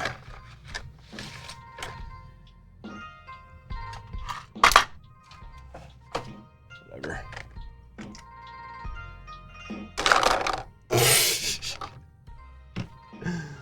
Where is the leak? I use plumber's tape. It's by the quick disconnect. But yeah, otherwise all my leaks have been taken care of with the plumber's tape or pipe dope, one of the two. Beeswax also is pretty good for dealing with leaks in the airbrush itself.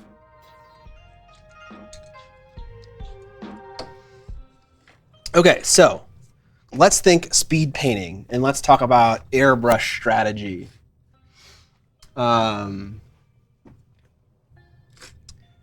So my dudes they got cream shorts and they got green tops, and they share a common thread in that they both have green in them.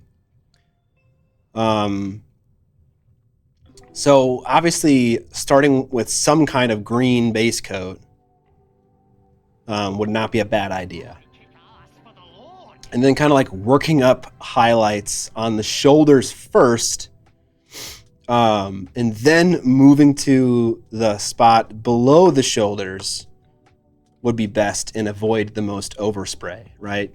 If they had cream shoulders, then I'd be screwed, right? Because I couldn't really airbrush the shoulders in a downward angle without getting a bunch of shit on the lower part of the model. But what I can do is do the green part on the top and then aim down here more with cream colored, avoiding the shoulders altogether and getting pretty far with just an airbrush.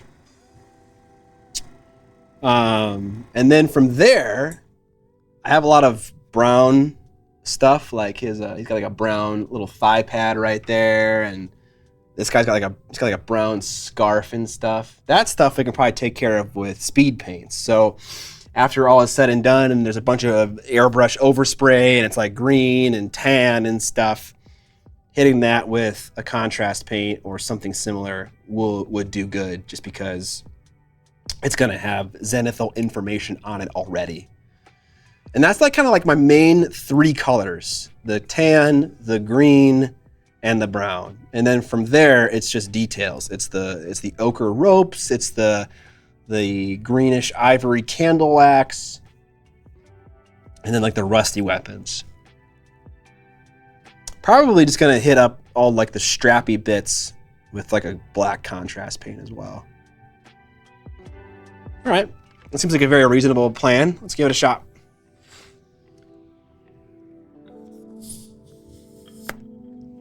We've entered the annoying just say your kid is 2.5 Karen stage. Is that where we're at? All right, let me grab some airbrush cleaning stuff. Got some water. And then we need some thinner.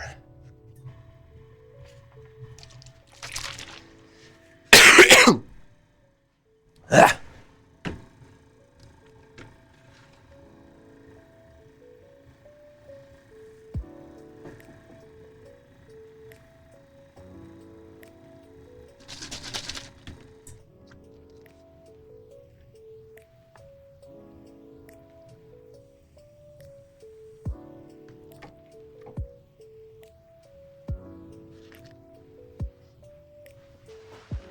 seems like we have a clog in our primer, which has never happened before.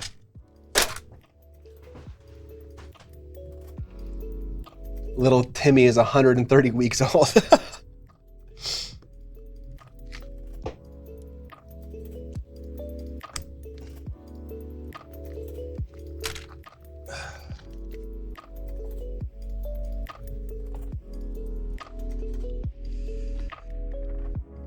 I'm gonna use my HPCS for priming. I'm gonna try to avoid using my HPBH for priming.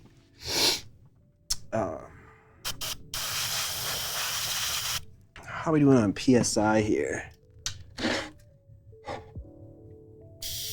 No, we can go higher.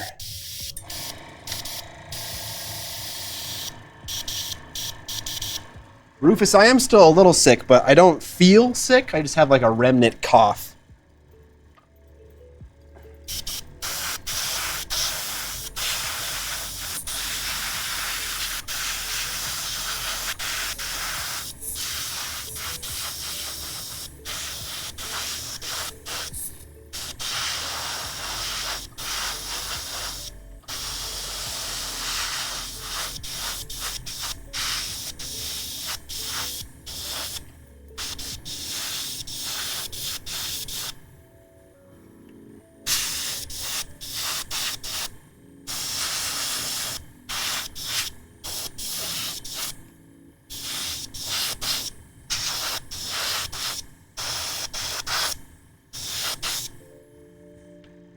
I should be wearing a mask for this, probably. I had a lingering cough from that RSV crap from Thanksgiving to Christmas. That was a fun holiday season. Yeah, I bet. Jesus. We need a cup of water eventually. All right. Let's get this mask out.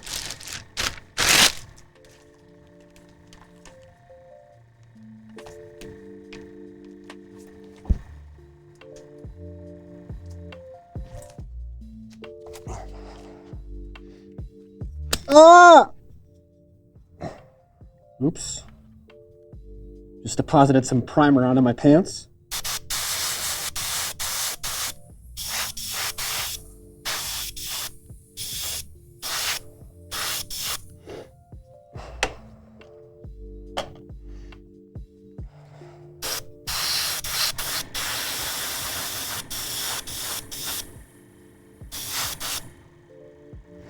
What's up? I'm not going to ship those things to the UK today because 4 of the people that paid in addition, there was 4. So if they have extra stock, I'm not going to send them more stuff. So I asked him what they need. So I'll just send it to him. Oh, because they might have extra stock in like what else and stuff? Yeah. Okay. Okay. That's smart. I didn't think about that. Just mix some albuterol into your paints, you'll be fine. Pants primer.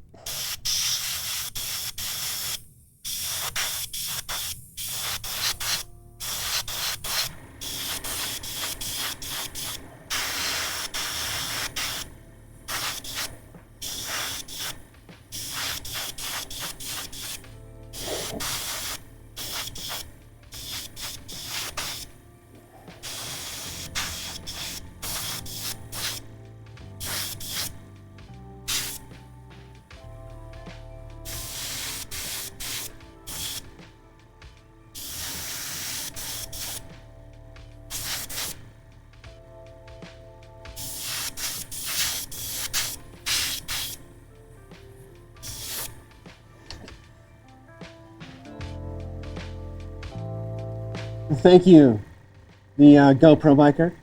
You're probably hot too.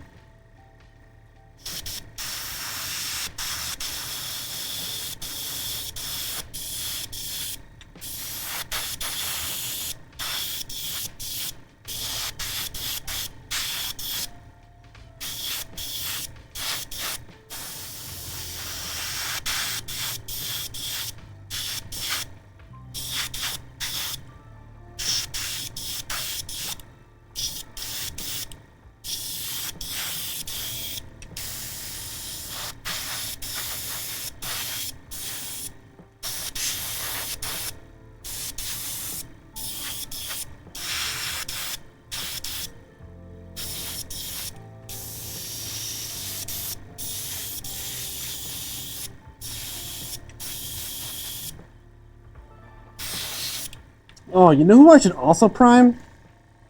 It's the Go Pro Biker, actually. Indeed, it is not.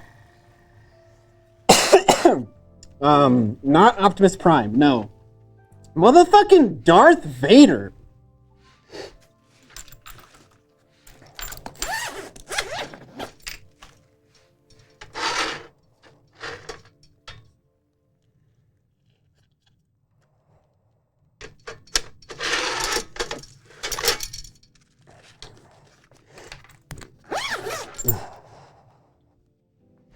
I played a game of Shatterpoint over the weekend with my buddy who has never played Shatterpoint before. And he fucking smoked me. I don't think I've won a single game of Shatterpoint. Varth Dater.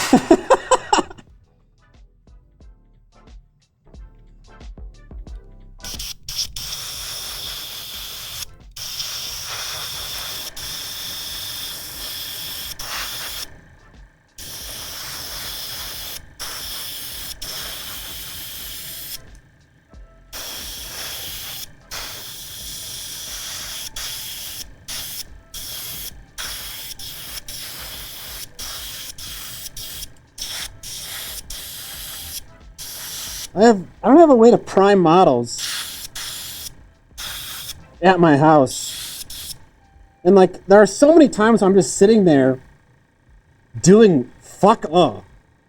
And I feel so bad. I'm just like, oh my God. I'm doing nothing of value right now. And if I just had a model painted or primed, I would just paint it, you know? I would totally paint it. So I'm going to paint up Darth Vader at home.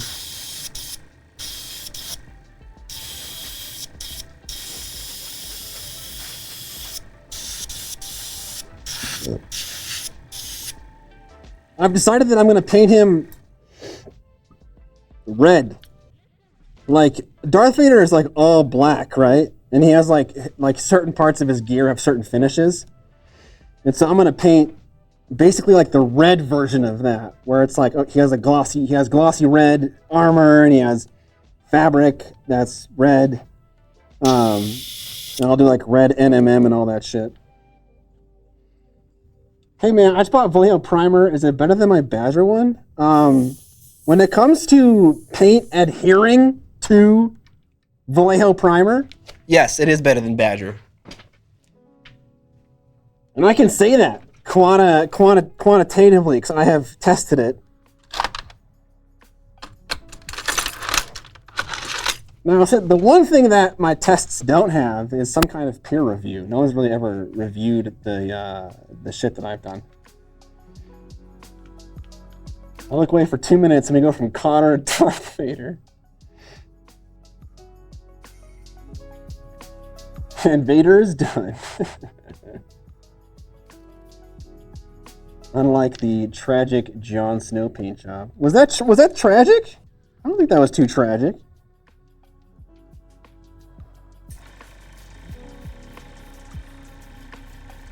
I just want to paint. I want to paint it Vader differently. Also, Sarastro, another YouTuber, recently painted up his Darth Vader from Shatterpoint. And it looks fucking awesome. He did a great job. And I can't compete with that. So in order to save my own ego, I'm going to go with red. What happens when you have no peers? Well, then I'm just right, you know? If no one can prove me otherwise, then my tests are 100% flawless. There's a lot of cool glowing red, orange Vader. There are. I didn't know that. Holy shit. I did not know that. In the Revenge of the Sith video game, there was a blue tinted Vader with a blue light. There is. Wow. That sounds fucking cool. Why the respirator I airbrush without one all the time and don't notice anything? Is it really that bad? I mean, like, ask yourself this question. Are you really going to notice the slow, inevitable coating of your throat in acrylic paint from one session to the next?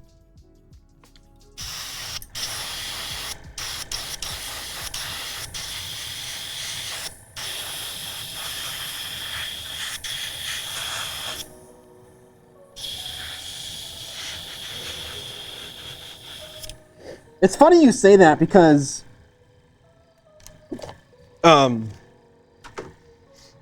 okay, now I have a Vader to paint at home. It's funny you say that because my wife recently told me, she was like, you know what, you cough a lot at night. And I was like, what? I do? I had no fucking clue that I coughed a lot at night. Since when? And she was like, it's been a thing for the last, I don't know, maybe a year.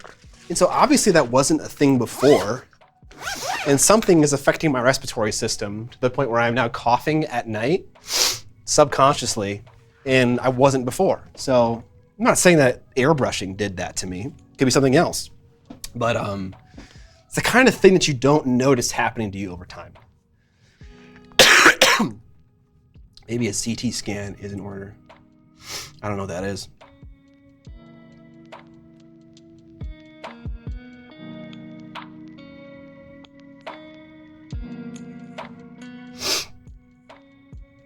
Send your results to Goose. Maybe he can validate them. Yeah, he's definitely the right one.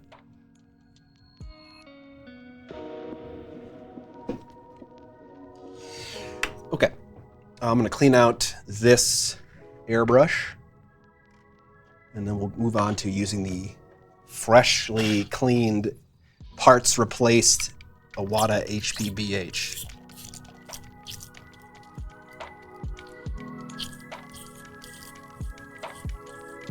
Awada finally sent me the parts for it, and they sent me a couple parts actually for it. So now I have a little bit of mercy, a little bit of grace when I break the parts.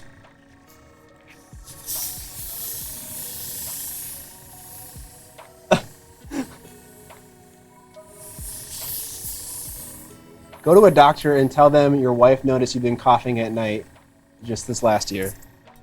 Yeah, okay, that's fair. I can do that.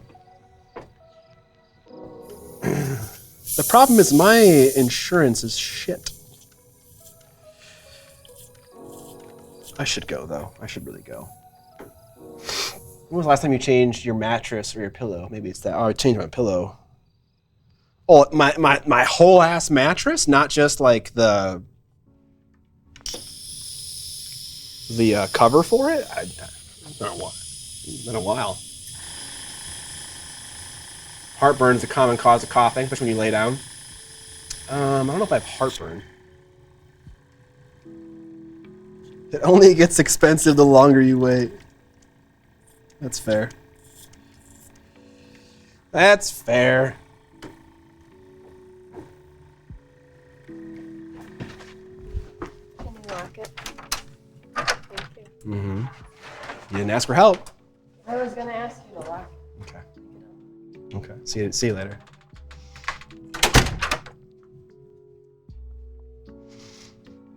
Oh. Ah, yes, the good old American healthcare system. Yeah. So I had a schedule to go to a doctor to give you some insight into the American healthcare system. I had an appointment to see a doctor, and this doctor was recommended by my insurance to get diagnosed for ADHD. And before the appointment, I called the doctor's office, and I was like, "Hey, is this procedure like covered under my insurance? Like, I don't know. Like, you were recommended for my insurance, but that doesn't mean jack shit." And the lady was like, and I called the doctor's office that I was going to, and she was like, "I don't know. Like, you're calling the wrong people. You have to call your your insurer." Which that is just the craziest thing in the world to me. Number one, that a company, a for-profit company, does not know what their service costs. Just just considering that for a moment really blew me away. I was like, anyways, okay. I didn't call ahead of time after that. I was too lazy to call my insurance to figure it out. So I just went and did the first little.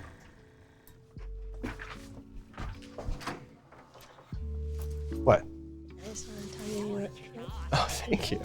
instead of texting you because I thought it'd be nicer. Thank you. Mm-hmm. You look cute too.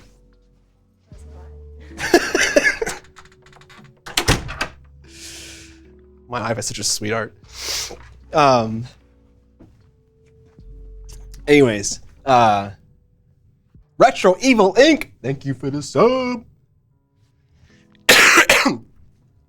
So I went and did my first little consultation with my doctor, and I was like, I can't really do more of these until I know what's covered, because I'm not gonna just like end up with a bill for thousands of dollars, you know, and not know it. And he was like, okay, you have to call your insurance, and then you can let them know, like, here are the things to let them know. So I called my insurance, and they were like, this is probably covered. And I was like, what? But I had the doctor who did the consultation. He asked for like a phone number from my insurance so that he could call them. My insurance has like a hotline for doctors and nurses to call to give them codes to see if something is covered under insurance. The amount of fucking hoops that I have to jump through to figure out if a fucking service costs money is insane. I needed to go to a consultation, get a doctor's contact info, call my insurance, and find out the hotline for that doctor to call, and then give the doctor that hotline. And he called and was like, yeah, nothing is covered under your insurance, not even this first consultation. And I was like, okay, fuck it. Like, I'm not doing this at all. And so I'm just gonna live with whatever affliction I may or may not have regarding ADHD or whatever the fuck it is, because I ain't gonna pay for all that stuff. How did I meet my Amber? I met my Amber a while back. We went to the same grade school together since we were in kindergarten. We started dating when we were juniors in high school, though. We were in we really met because of trigonometry class. Amber wasn't very good at trigonometry, and I'm pretty good at math. And I helped her with her trigonometry. Hi, wifey-ack. Anyways, that was just such an infuriating experience with the American healthcare system. I used to think that we got penalized for not having insurance, but I just figured out recently that it's not required. I pay like $550 out of pocket a month for my insurance, and that's because I'm not full-time employee anywhere. Normally your employer helps you with that a little bit. Because I'm a self-employed person, I have to pay for all of it. And it's like $8,000 deductible, and it's shit insurance. Anyways. The laziness on their part, actually. Most medical providers have someone that looks into coverage for you. I've done it as a former job myself. It's weird that they put that on you.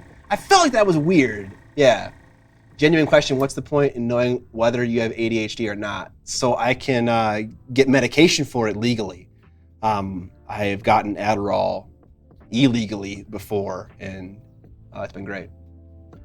Yeah, there we go. Retro's got it. Yeah, it definitely does suck. Aside from potential medication, it's huge for peace of mind knowing why your brain works the way it does. Yeah. Yeah, I think in 2019 it was dropped, and I told my wife, I don't want to fucking pay for insurance. Like I never use it. I hate it. I hate the idea of insurance, just the concept of it. I think it's fucking bullshit, especially when it comes to health. But whatever.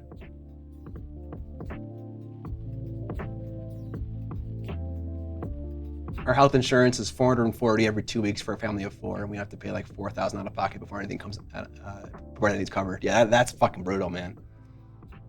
Do I have a Kindle? I do have a Kindle, yeah. I don't use it ever, but I did buy a shitty one like on Amazon Prime Day or something like that. Gotta love the US healthcare system, yeah. I guess you do. All right. Anyways, enough bitching.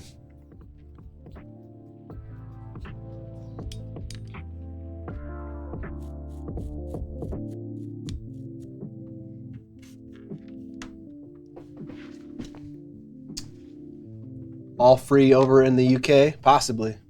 Yeah, possibly. I don't know how you guys work with the like mental health stuff.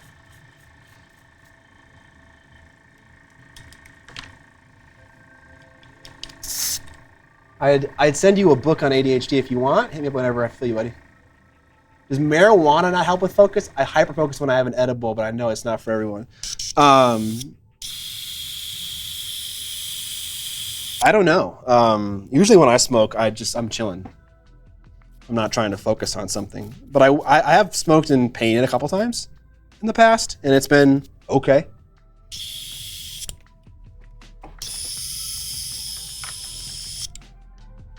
I've never tried to like smoke when I need to focus though.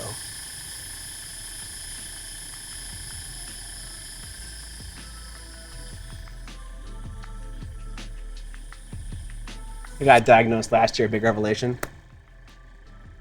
It's free, but services can have long waiting times and the availability and quality varies by region. Okay. The fastest way to get sick to become bankrupt in America is to get sick without insurance. Yeah, no kidding. That's what Amber told me. She was like, it's not worth not having it. It's like, man, but it's like the whole concept of insurance is just fear-mongering.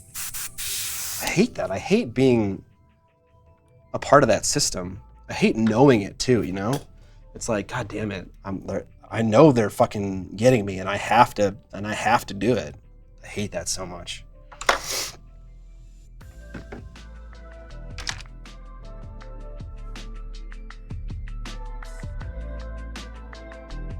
Two-year waiting list. That's a long time, okay.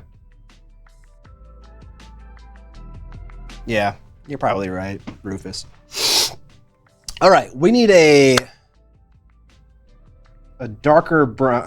This one seems good. The Orchide, nice desaturated green. Do I have any little cups? Need some cups. Don't think I have any more little cups. Oh, you know what I do have though? I have these things. All right.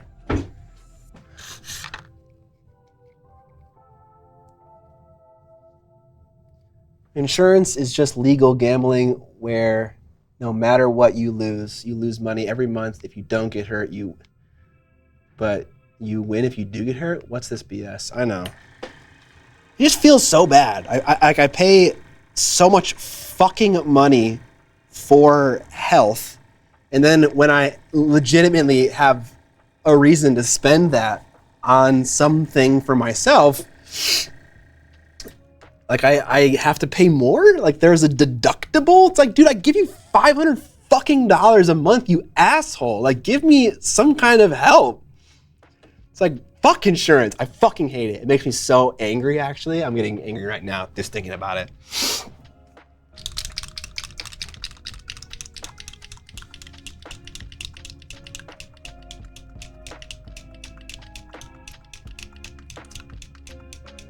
I got into a car accident literally across the street from a hospital, and the ambulance charged me $15,000 for the ride.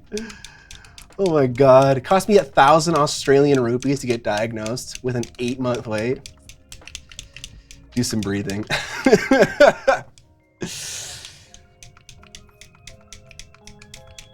Internet sucks though. Hey man, the internet sucks here too. Well, at least where I live in America. The situation is very different. Depending on where you live. I have friends who live in, even in different cities in Minnesota and have significantly better internet than me. It's really weird how internet works. All right, we got a little bit of brown. This is actually a really nice brown color. I like it a lot. Cuirass leather. Cuirass. Move to Europe, bro. It's decent. I wouldn't mind. I wouldn't mind moving somewhere that's a little bit warmer. All right, so I wanted us to desaturate that green a little bit further to get it closer to what my midtone is. On my other painting. That's pretty close, actually. So we'll stay right there, and we'll thin it up a little bit.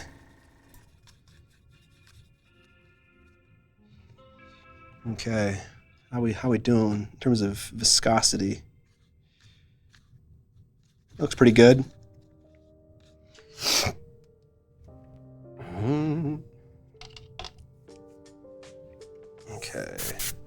always good to test your airbrush before using it to see that it's not clogged. Nothing worse than putting a bunch of paint in your airbrush only to have a clog and then just waste all that paint. Sounds like what you really hate is for-profit companies being in charge of things that should be public services. Yeah, absolutely. American internet in general is terrible compared to Europe. I don't know. Is that true? There's amazing internet, and America is a huge fucking country. So knowing that requires quite a bit of research to actually say.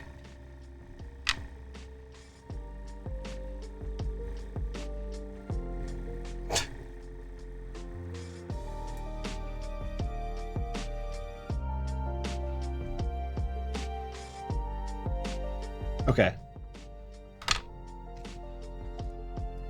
We're doing the Angel Heraldez special here, using sprue plastic to mix up our paint. Got blazing fast fiber in suburban Indianapolis, so it's not all that bad. Right, that's what I'm saying, is just that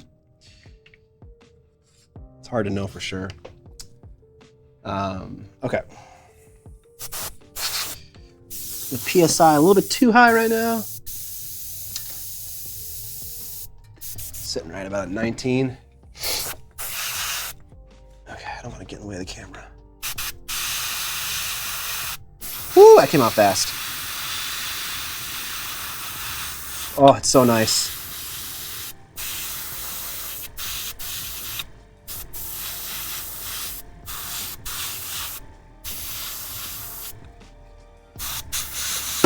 Oh my God, Jesus fucking Christ, that scared the shit out of me.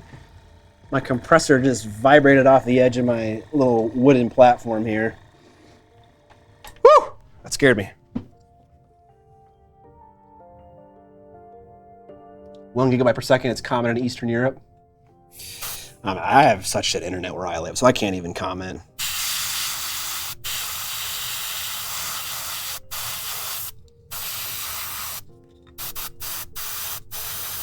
Okay, so we're getting some of that black. Let me zoom in some more here so you guys can see what the fuck I'm doing. Okay. So we're getting some black that's sticking around under some of these rolls of fabric. Loving it, loving it. I think it'd be better if I actually use like a brown prime job. That'd be better for my paint scheme. My compressor used to walk away like that too. I ended up putting on a dish draining a tray I got from the dollar store. Yeah, some kind of thing to hold it down is not a bad idea. For this guy, I don't know. Whatever the standard needle size for the Iwata HBBH. I think it's 0.2.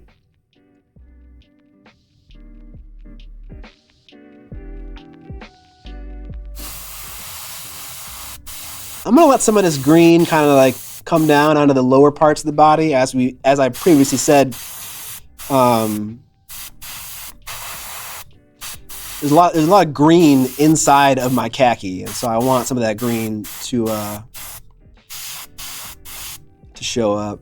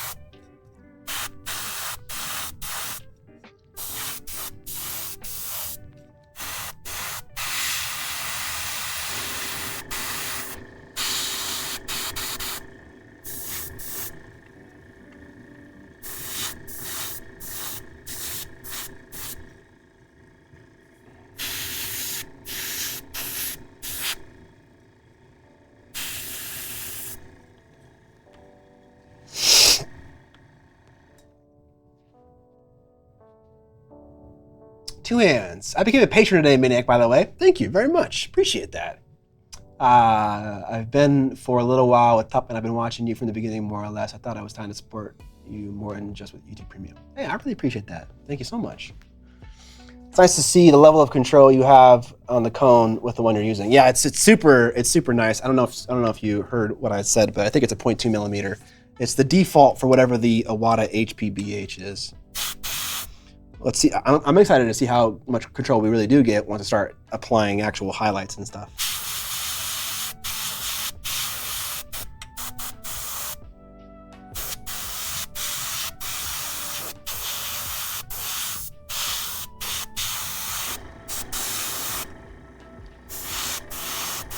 I'm trying to apply the green zenithally on the upper part, but then kind of more of like in a base coat capacity on the lower part, just because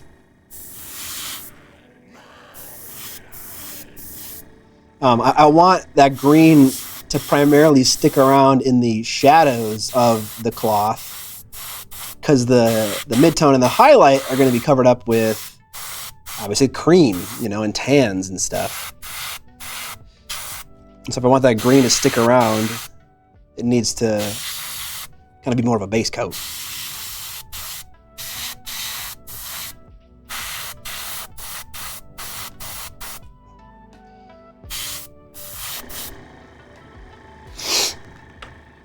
All right.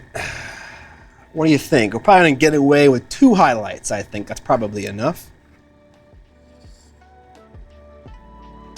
And I don't really care about the next colors I use getting on the lower parts of the pants and stuff, because that part's gonna get covered up with khaki when I go down there.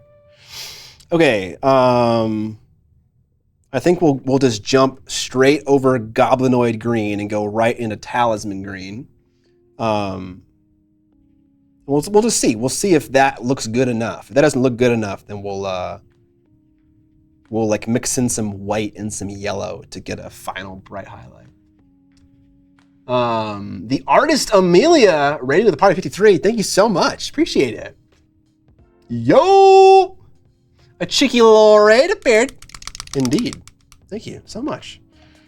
We're just doing some miniature painting. I'm not sure what kind of artist Amelia is, but we paint miniatures over here.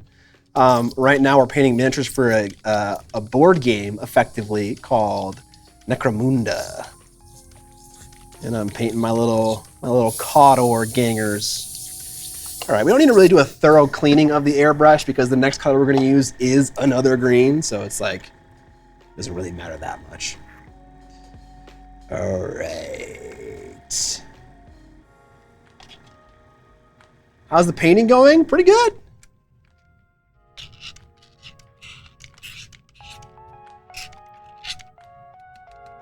Doing pretty good. What were you working on, Amelia?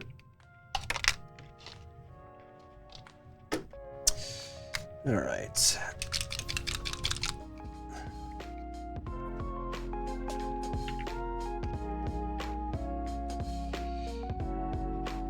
This is a very bright green color. This might be a little bit too bright, actually. We'll see. We'll see. We can thin down the green more than we did the last one, and then work with opacity to get the transitional layers we want. I'm gonna get some water. I have no water in my water cup.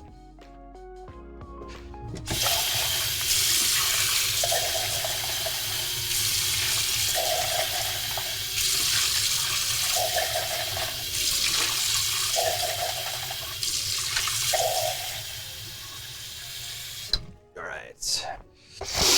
Freaking love having a sink inside the studio. That's so nice. I was pinning and painting my Rebecca mini from Cyberpunk 2077. Nice. Is it a miniature or is it more of a statue? Looks like moot green. Yeah, it's definitely got some moot green vibes for sure.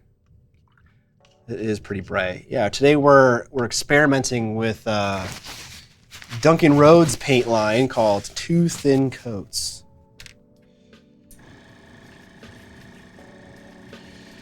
All right, that's pretty thinned out. Oh, that is so bright. Look at that. It looks like fucking ectoplasm. Ecto cooler. I think that's too much actually. I think we're gonna sneak some orc hide, this is the last color that I used in there as well, just to kind of bring it back into the realm of what I'm base coating. Because not only is this color significantly more saturated than what I was working with, but also I was using it over a black undercoat, and notoriously with an airbrush, you're not getting full opacity. Even when you think you are, and I know I'm not, even when you think you are, you're not getting full opacity, so. It's even more desaturated than this color that I'm seeing.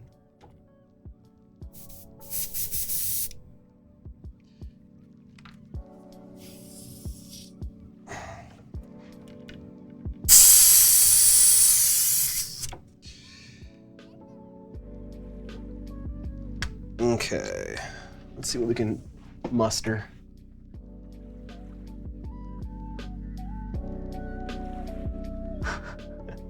She's a real McAsshole.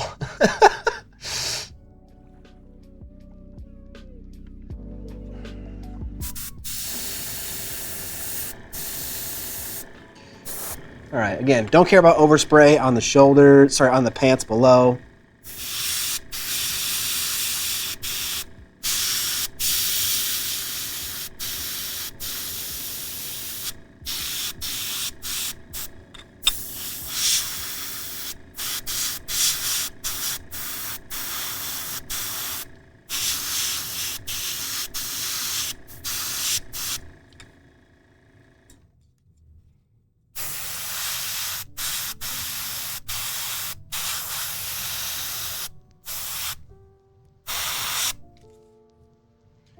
Okay, getting that nice shading right there.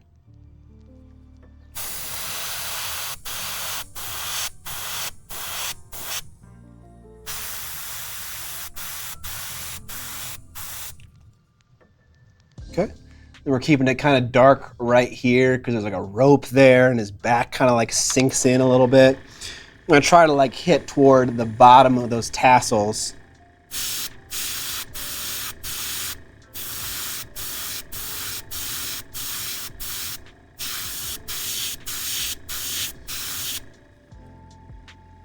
We got a nice little shadow right in the middle of his back, and then it kind of comes back right at the bottom.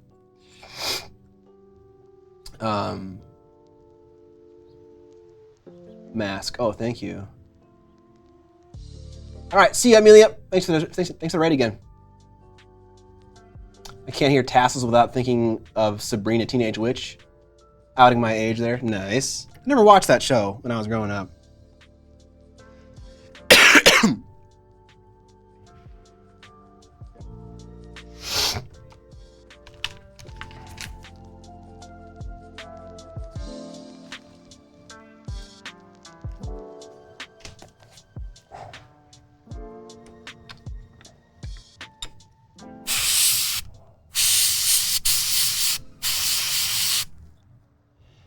Okay.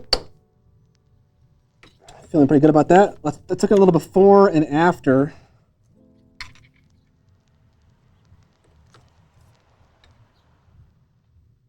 Nice, nice, nice.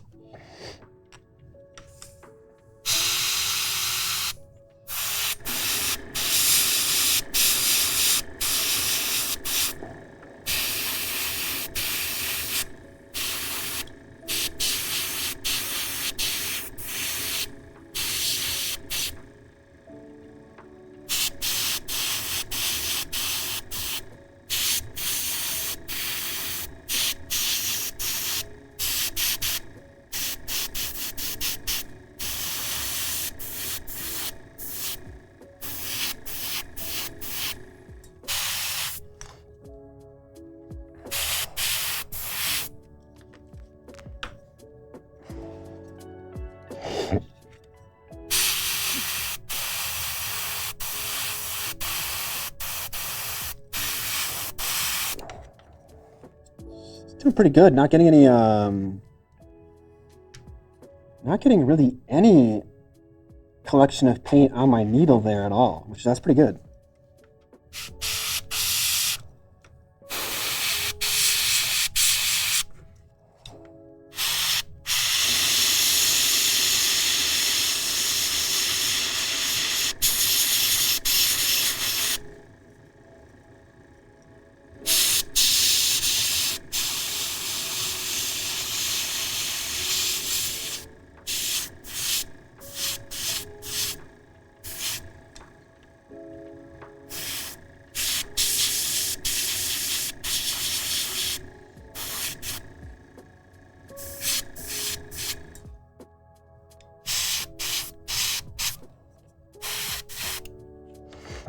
All right, feeling pretty good about that. That's one bad thing about the AK3G. They love that needle buildup. Yeah. Just matte paints in general have a tendency to be a little bit more sticky in terms of stuff like that.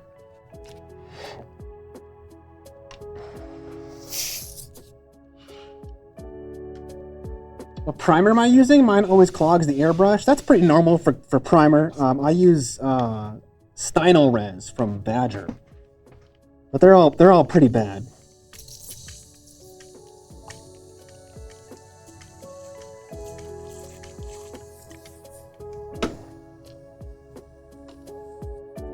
All right, again, we don't need to clean the airbrush. So we are pretty much using more green paint, so.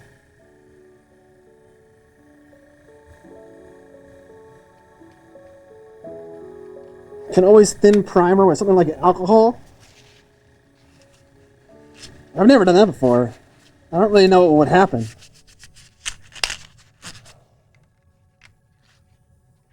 Okay, I'm gonna use pure Talisman green now, and I'll mix in a little bit of yellow and a little bit of white to kind of get this last bright highlight on the shoulders and the edges of their cloth.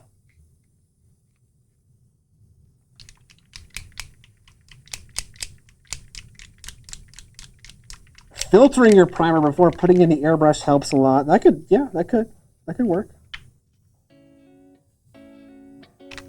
All right, a little bit of that. A little bit of this off-white, yellowy, trooper white. You probably can't tell that there's yellow in there, but it's definitely got some kind of warmth. Just a little bit. And then we'll just grab this yellow. Let the paint flow through you.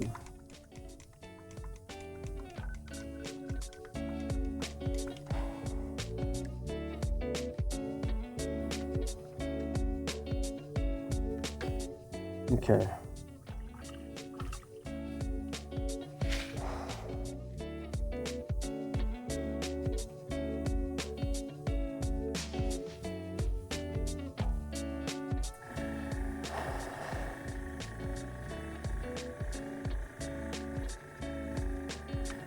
Let's go a little bit brighter.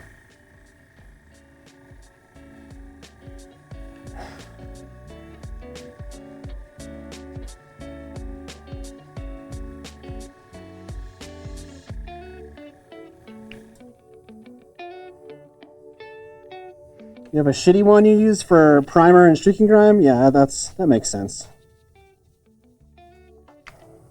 That makes sense.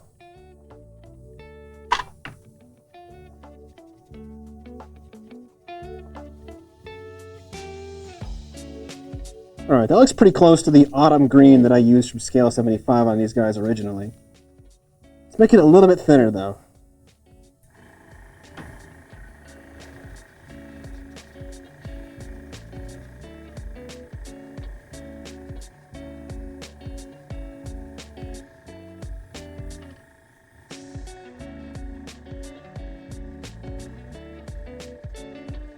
Alright. I'm also going to turn the pressure down just a smidge.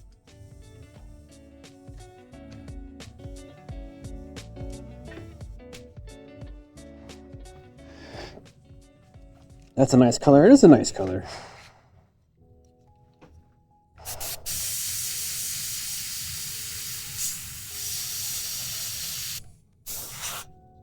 All right. The problem is where I want to put the highlight, there's like shit everywhere, you know? There's like armor on his shoulder. I don't like that.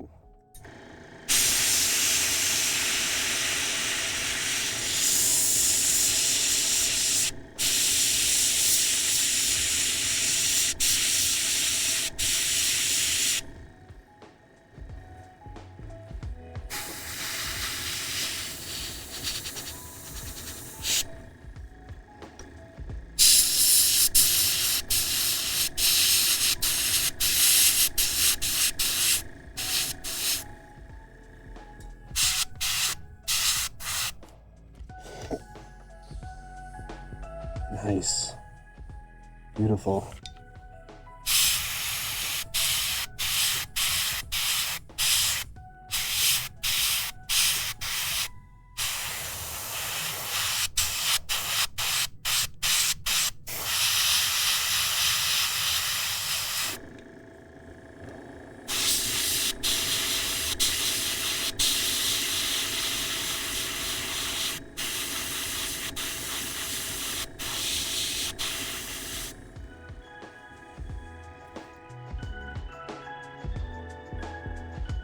That looks real nice. All right, a little bit before and after. Nice little bump.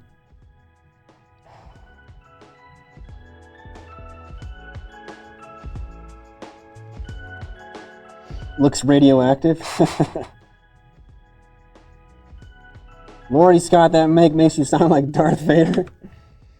Bum bum bum bum ba-dum.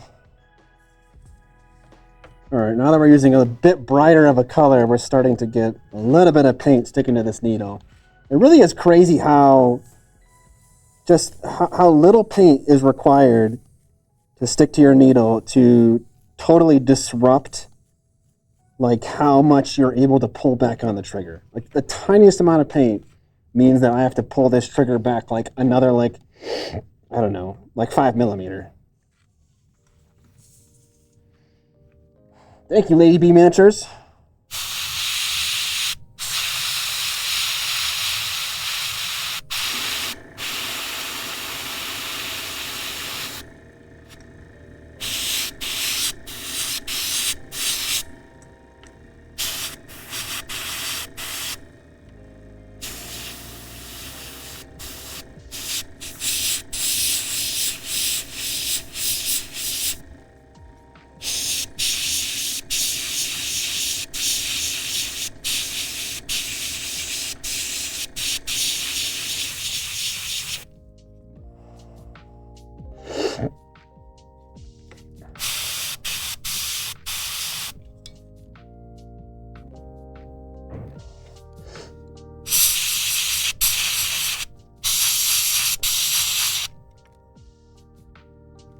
Oh, I also want to get their masks on their face. If I want to use brown contrast paint on that part,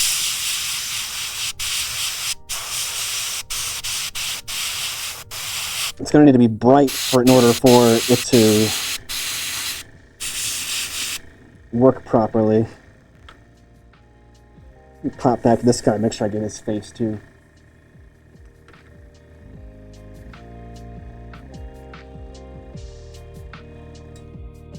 Keep an airbrush with an airbrush cleaner. I keep an airbrush with airbrush cleaner close at all times. Yeah.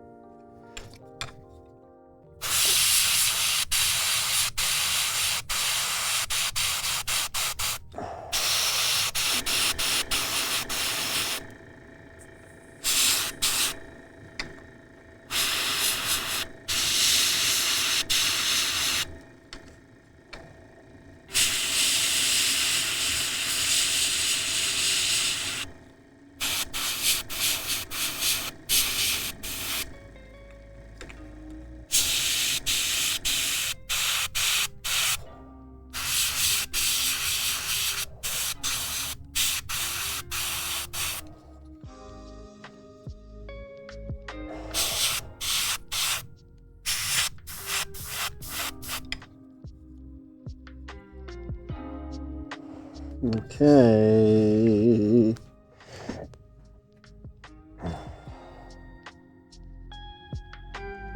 All right, that's looking pretty good. Now we'll transition over to doing the khaki portion on the lower half of their body. Ash! Uh-oh, I definitely didn't see that. Ash, thank you for the $5 dono. Let me go see.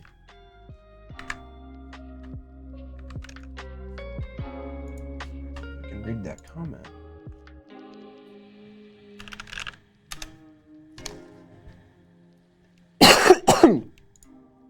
Yes, I am human, Streamlabs.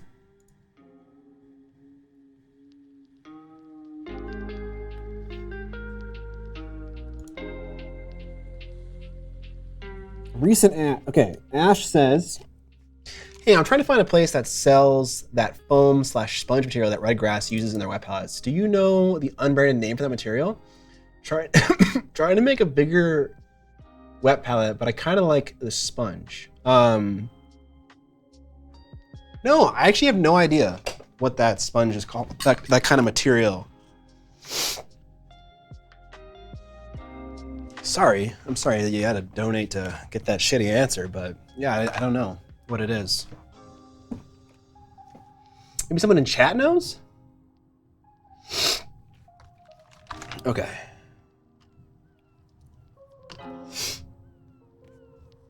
Are you going to use only airbrush or just for a base coat? Well, we're not base coating right now. We're applying highlights. So at some point, I'm definitely going to break out the paintbrush though, just to get all the little fiddly bits like the ropes and the straps and also metallics. In general, metallics just are very crazy when you try to airbrush with them. They kind of get all over the place. What was the question? The question is what's the generic name of the wet palette sponge material that Redgrass Games uses? Like, can you find that somewhere in bulk? Yeah, that mica dust is super invisible from. Yeah, I know. It just gets everywhere. All right. Again, I am gonna paint with khaki now, but I don't.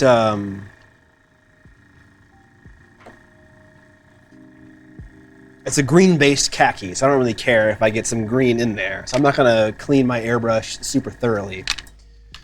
All right, I pulled out a couple of khakis here.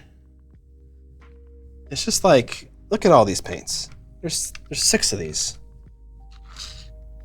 They look so similar.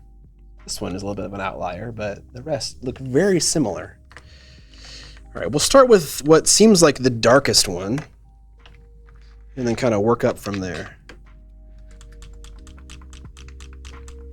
Reminds me of a chamois towel. Oh, okay.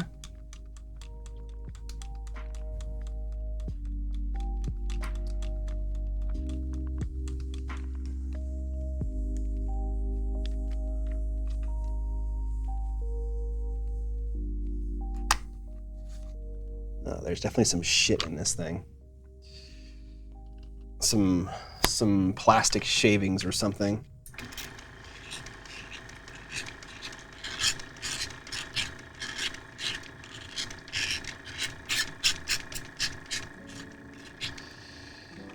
Let me rinse her out a bit.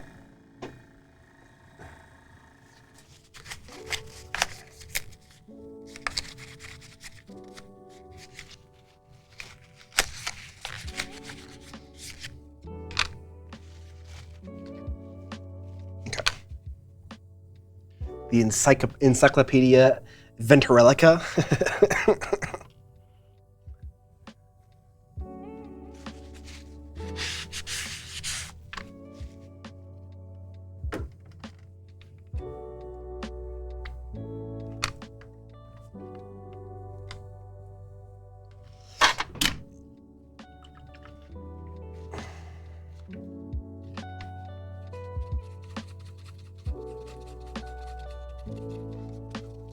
Ooh, that's not the right color.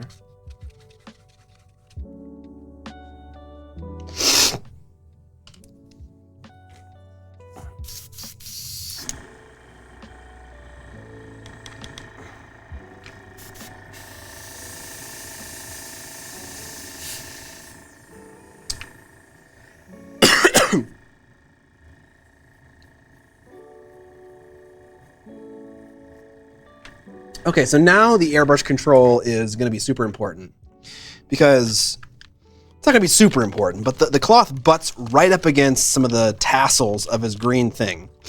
And I don't know, for me and my skills, it's going to be impossible to not get some amount of overspray on those tassels.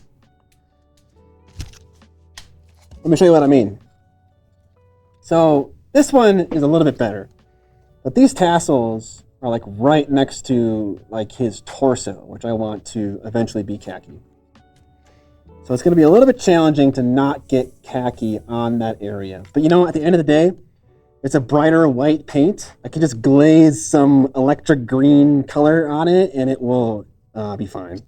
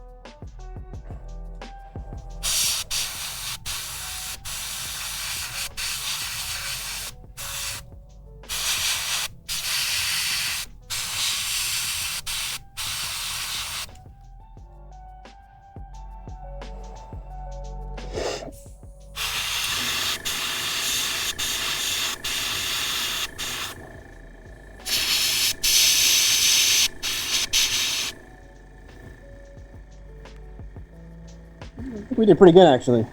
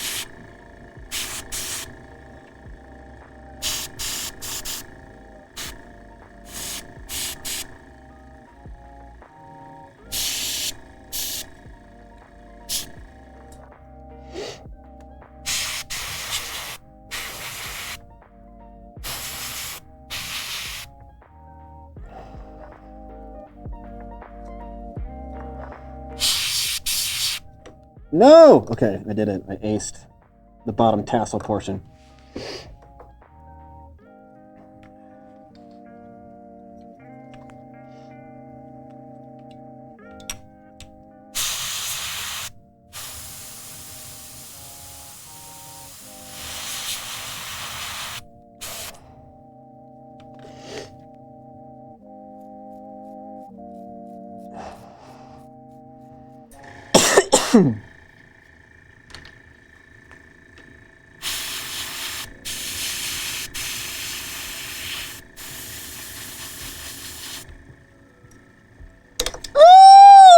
Come back.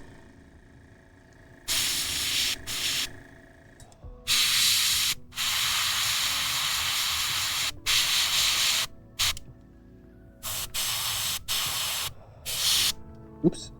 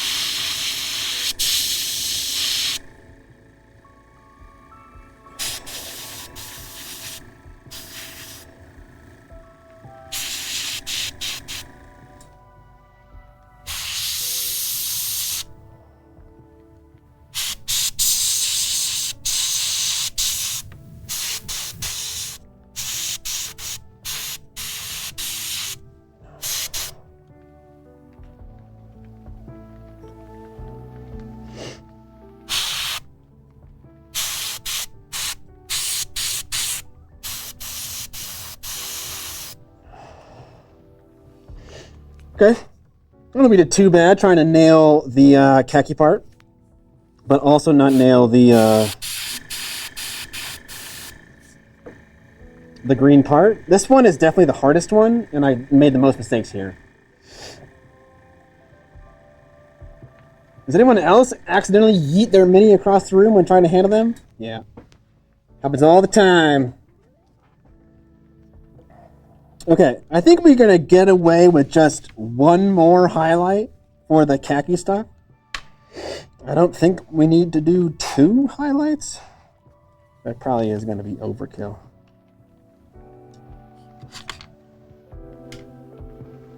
I am the walking embodiment of Butterfingers.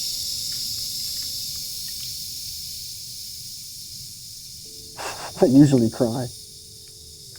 Rip General Grievous's lightsabers. All 4 of them.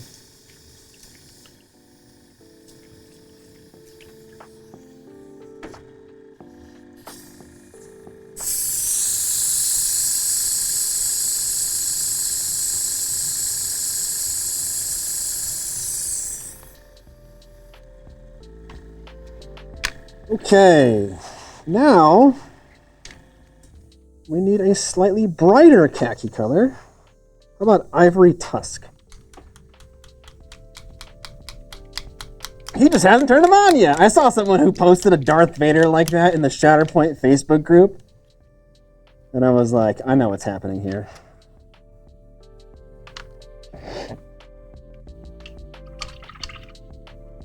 Yeah, right after you put a fresh coat of paint on. Yep. You just like put a fingerprint into your model.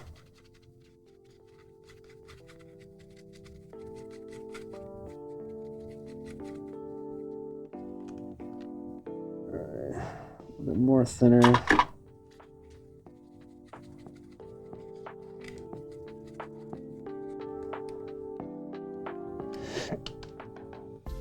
Ugh. The worst is dropping your mini in a wet palette. Oh yeah.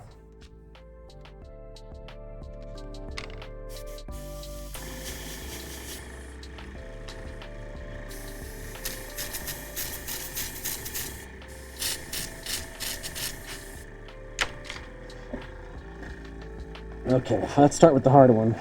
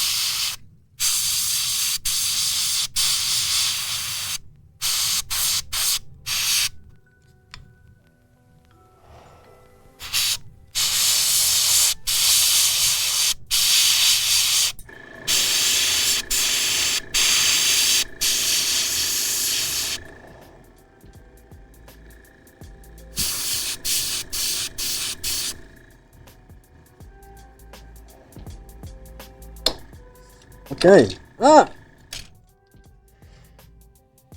Some green ass green. Indeed it is. Indeed it is. All right. It's challenging sometimes to airbrush and have it like show up in a meaningful and interesting way, you know? This guy probably had the best time of it. So I focused the airbrushing highlight for the khaki right about there, and then obviously as it like kind of curves off in this area under his arm that's outstretched, it's that original khaki color. And then same for his thighs, targeting this area, but not targeting this area right next to the loincloth. Yeah, I feel pretty good about that. But, you know, there's a lot of little micro volumes, you know, like the micro volumes in this sleeve right here that you're not seeing anymore. I kind of wish that Tamiya would make a bunch of different panel liners. Like all they have is a panel liner for, I think, black and gray, maybe brown. And I kind of wish they would just go crazy and make a bunch of different panel liners. I think a green wash, sorry, a brown, like brownish reddish, red oxide-ish oil wash on this would definitely not be a bad idea to kind of like pick out all these pock marks and stuff. Kind of Marco Frazzoni style, positively radioactive oil pin washes, right? Right, of course. You can, I mean, I just like Tamiya panel liners because they're just so straightforward. It's like even the cap has a brush in it, and that level of convenience is very nice. I even did that with one of my own, like AK Interactive makes an enamel wash, and it's this one, right? Yeah, Raider Earth. I even like took a shitty brush that I didn't care about and cracked it and just super glued it into the lid because it's just so convenient to have it right there. A white panel liner, yeah, that'd also work. Yeah, there you go. Keeping metal containers, easy peasy.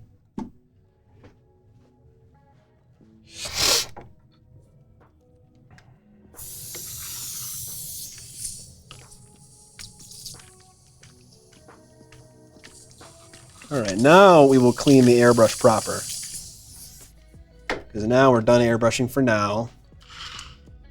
And now I'm going to start messing around with, I don't know what.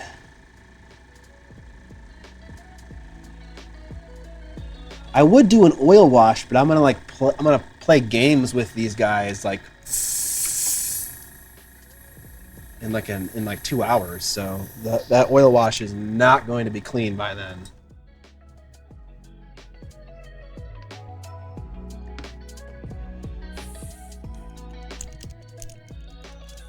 Maybe we can say that for next time.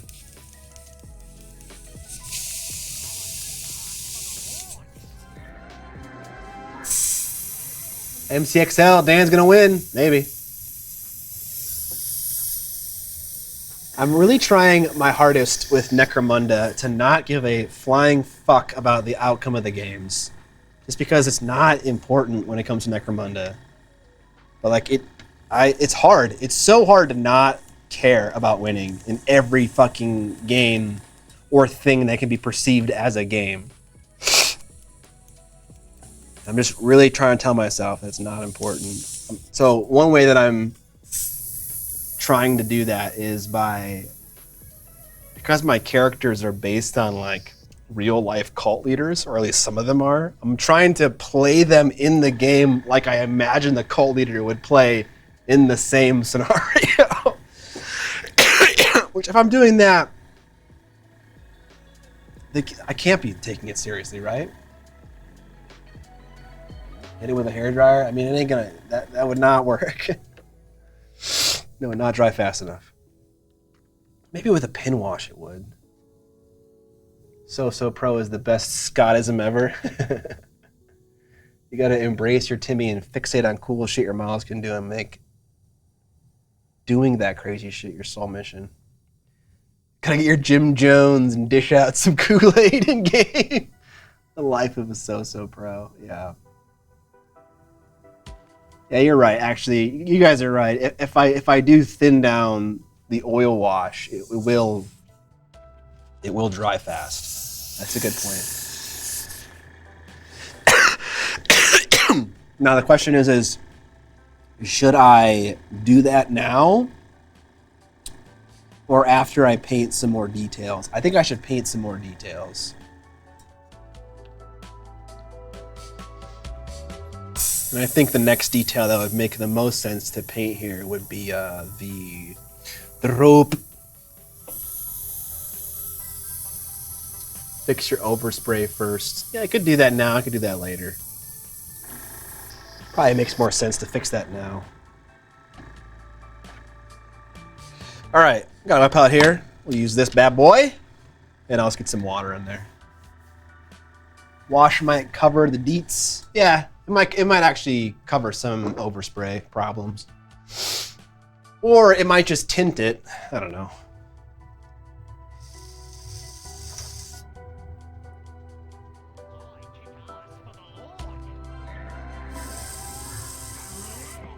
Drink my sponge.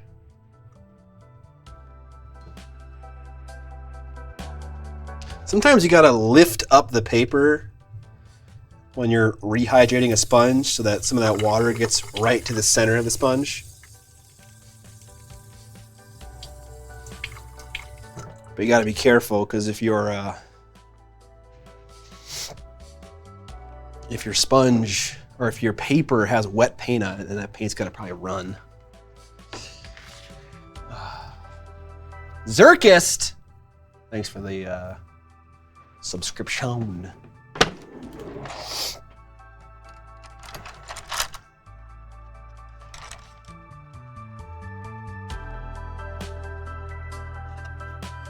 All right.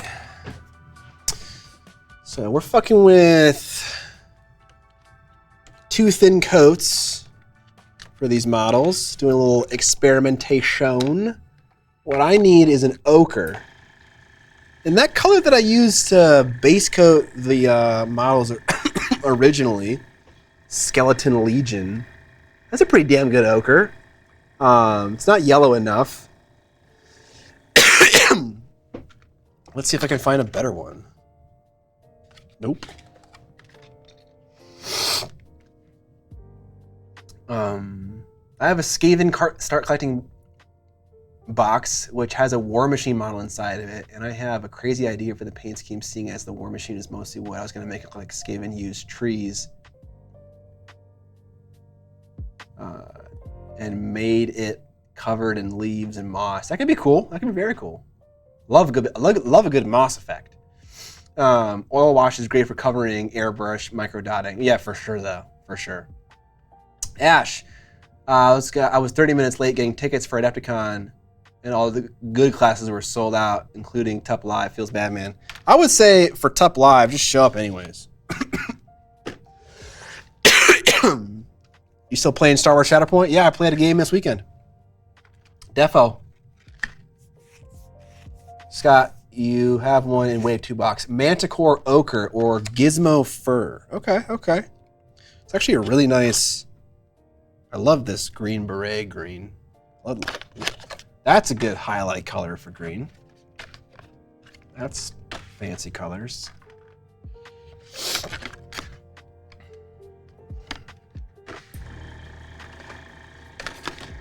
Oh, maybe?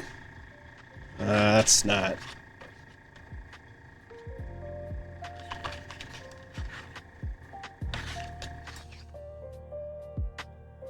That could work. One of these ones is it. I think Cerebrus Brown is going to be the ochre of choice for us today. Lumix Beast, thanks for the sub. What do you think of Duncan's paints? Well, so far I've only airbrushed with them, but they're doing really great. I have no complaints with the airbrushing. Is this the color that I want? Maybe not. I need someone to get me one of those iPads on a Segway telepresence robot so I can remote into Tup Live. Yeah. Let's try his other ochre-esque, ochre-adjacent paints.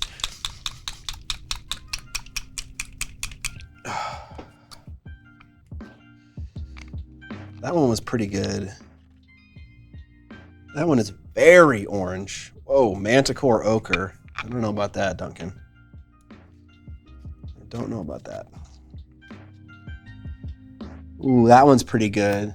It's just a little bit dark. I think if we mix the first and the third one that we just picked up, that'll do it for me. No one just saw what happened.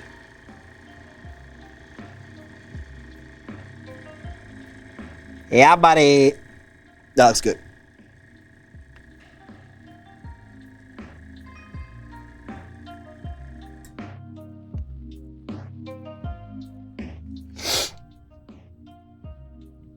How's the Tendy situation these days? Pretty good. Enjoying canes still.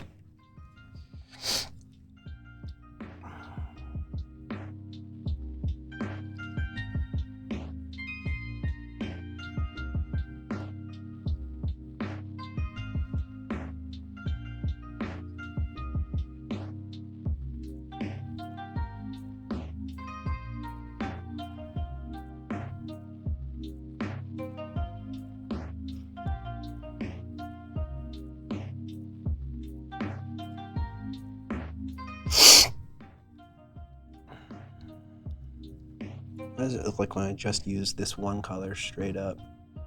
Ooh, that looks better. All right, we're gonna use this color. Okay, so Gizmo Fur. That was the winner. Evil Eric. Gotta love Scott's back ahead cam. My bad. As long as you can see the model while I'm painting, I do not care about the back ahead cam. Like if I lean in to like mix a paint on my palette, I think that's probably okay.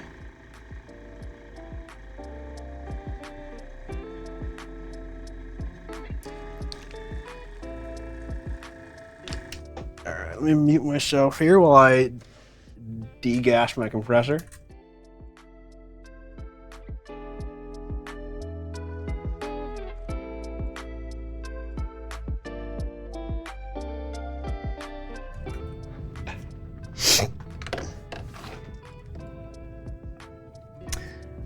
Have I checked out the models for the new Game of Thrones game? I saw the big dragon.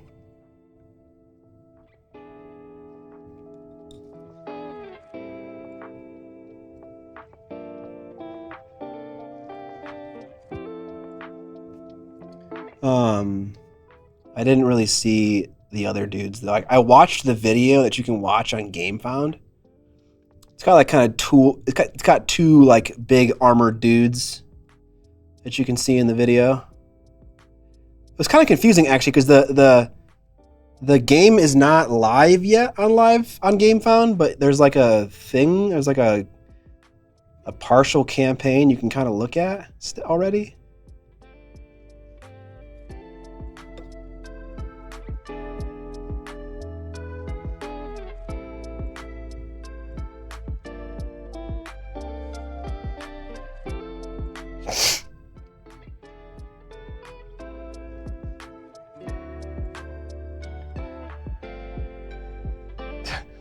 Get a sponsor in the back of my head.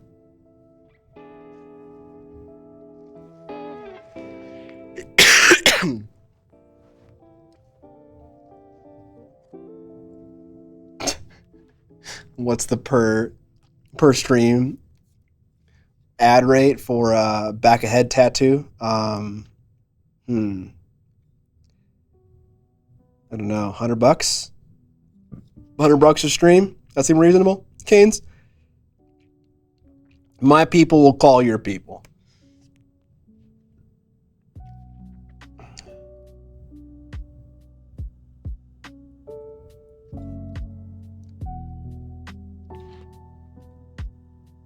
You get a Canes Black card and it's just unlimited? Dude, I would do it for that. I don't need the money. Fuck. That's an option? Sign me up, dude.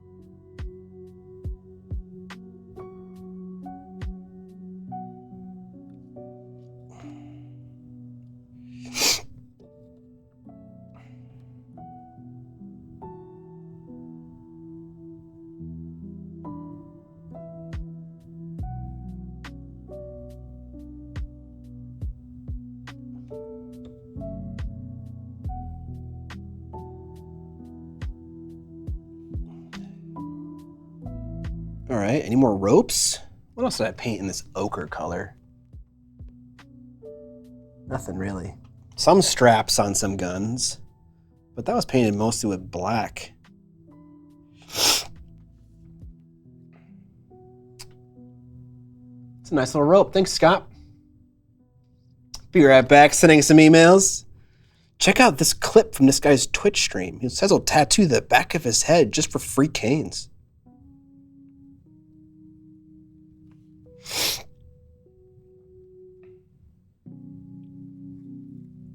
It's got like a knee pad thing. I could paint the knee pad thing that color. Why not? Scott, get the cane tattoo on the back of your actual ear, so we'll see. Yeah, that's kind of the joke, yeah. I was talking about the new Game of Thrones. Oh! Yeah, they've kind of been showing off those Game of Thrones models for a while now. Actually, I think they showed off a couple before I was even aware that they were making a House of the Dragon game, Knights models. It was weird. Yeah, I've seen the renders for those models. Lummox Beast. I don't know if there was a new one. I don't know. I haven't seen it any recently, but I've definitely seen some.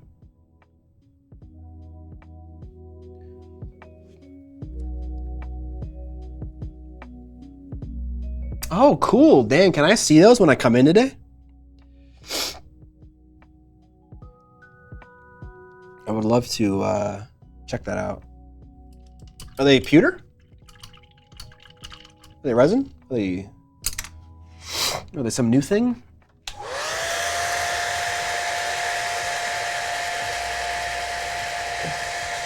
Make them pay.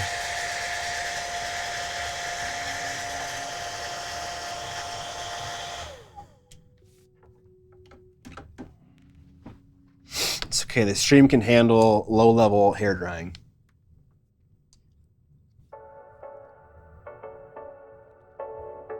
Put a quarter in the slot. You can put the box. You can, but the box has no image on it. LOL, but pewter. Pewter. Okay, interesting. I wonder if they're just going with that for promo minis and will do something else for like production. Because haven't they been like moving towards Siocast with their new stuff? With their new Batman minis?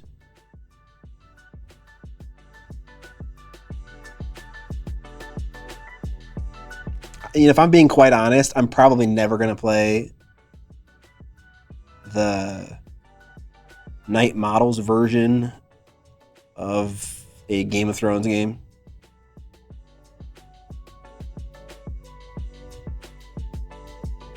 I don't know. Call me cynical, but I just don't have faith in that company to produce like an actual legitimately good game. But maybe, you know what? Maybe I'm just being an asshole because like the Batman miniatures game, there's something really wrong with that game. There wasn't anything super compelling about it though.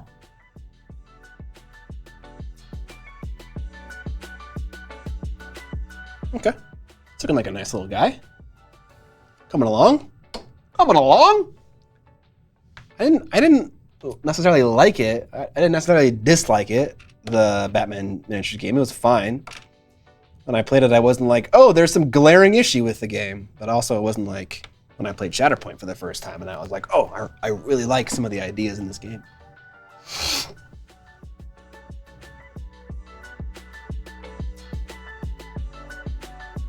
Hi, Rufus Kit. I almost went hard into the Batman game, but then that dude got shipped empty boxes and it scared me off. BMG and DC Universe are both fun games. What's BMG? Oh, a Batman miniature game? What's DC Universe? Is that a game that they make?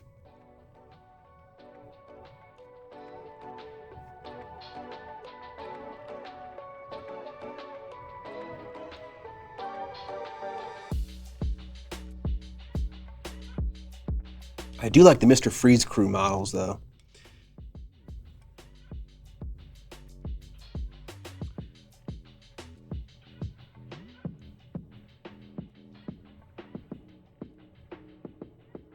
Oh, okay. I didn't know they had 2 DC games.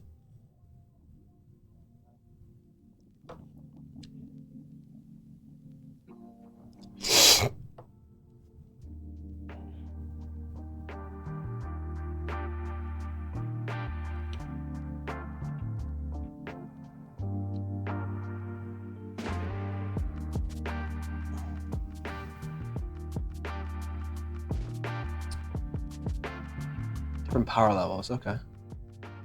The big display versions of the models are neat too. Yeah, the Poison Ivy and the 17 versions of Batman they have.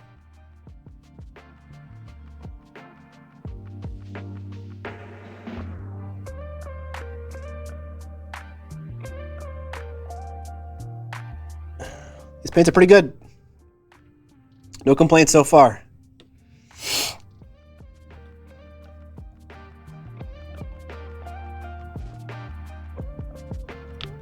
I probably don't need to paint this strap on his head. I'm probably going to ace it when I go to paint his hair later on.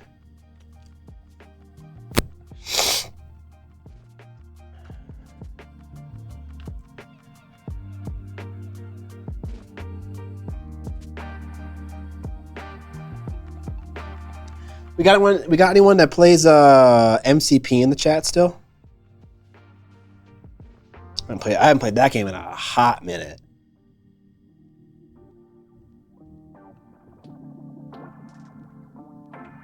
What's Atomic Mass Games doing with that game? They still updating it?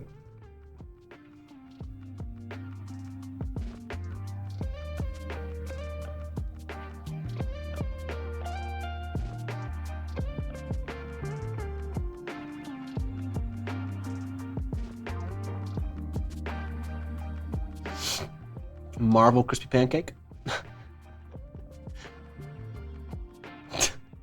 You wish, Evan.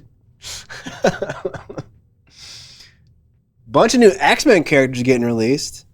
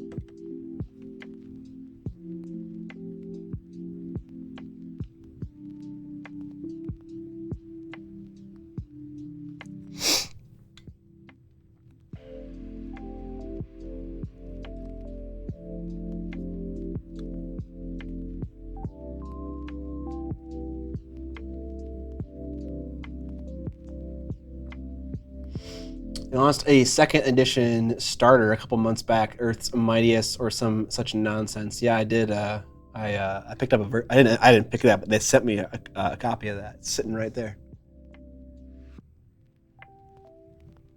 All right, see a coronary jump.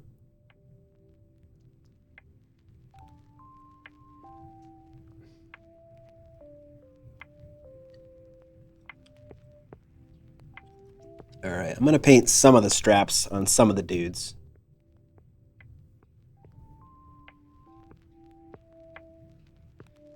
This is the wrong order in which I should be painting this kind of detail. I should be painting the recessed skin details first, and then painting the ochre straps on top of them. But that's what happens with test models. You learn stuff like that.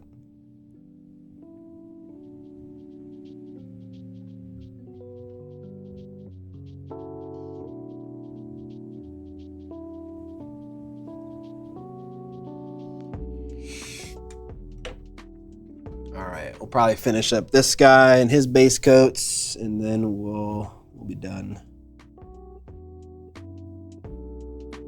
This guy's got like his whole torso is roped up. strapped up.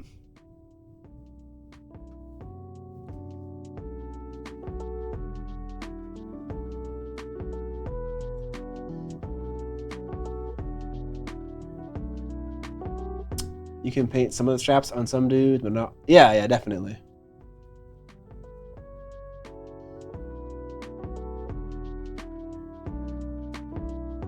We get Jubilee yet? I'm holding out for Jubilee. The Sources sale Jubilee? That happens in the weeks leading up to Christmas. So yes, we did have it, but that was a while ago.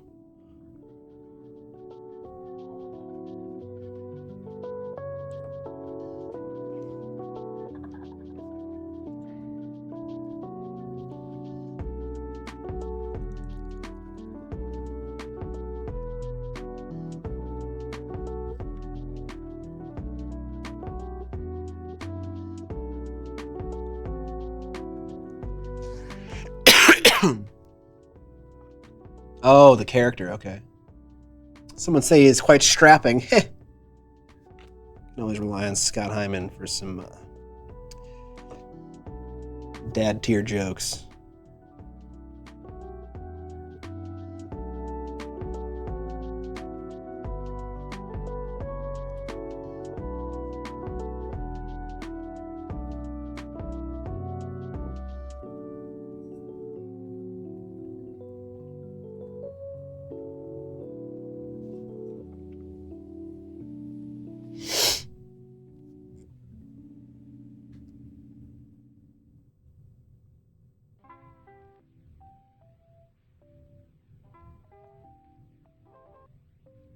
Oh no.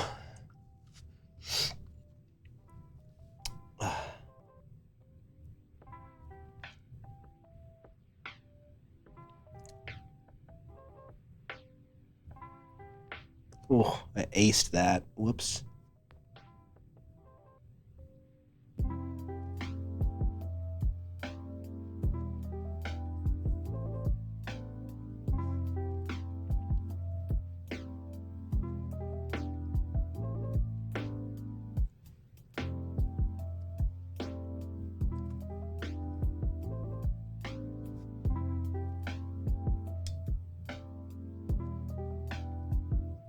Dad jokes and historical wargaming, two things that happen when you hit your 40s.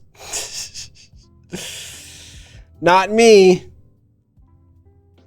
I'm going to be the one that resists the historical wargaming.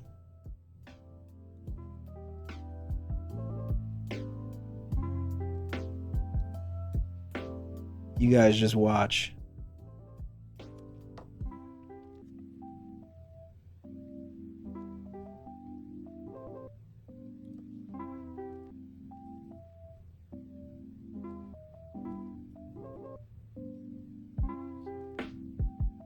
Man, this guy is so strapped up, dude. He is so strapped up. Holy cow. On all of his appendages.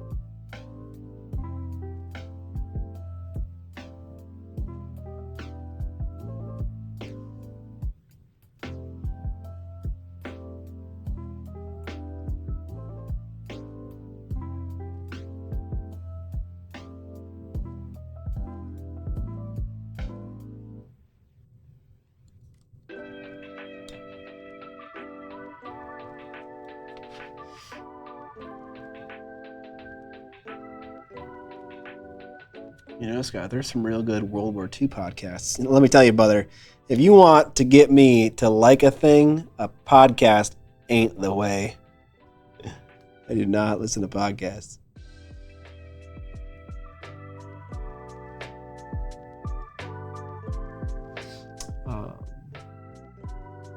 He's really strapped. Can you help? Song of Ice and Fire is practically historical wargaming. It's pretty much the War of Roses. Stark versus Lannisters, York versus Lancaster. The rulebook for Silver Bayonet and some vampires and British soldiers are going to fall into Scout's bag at Defticon. Yeah, that'll do. That would do it. You know, I would definitely play Silver Bayonet. Does that mean that I've already lost?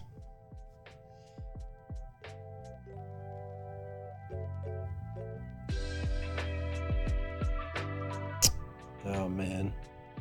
All right, that's good enough.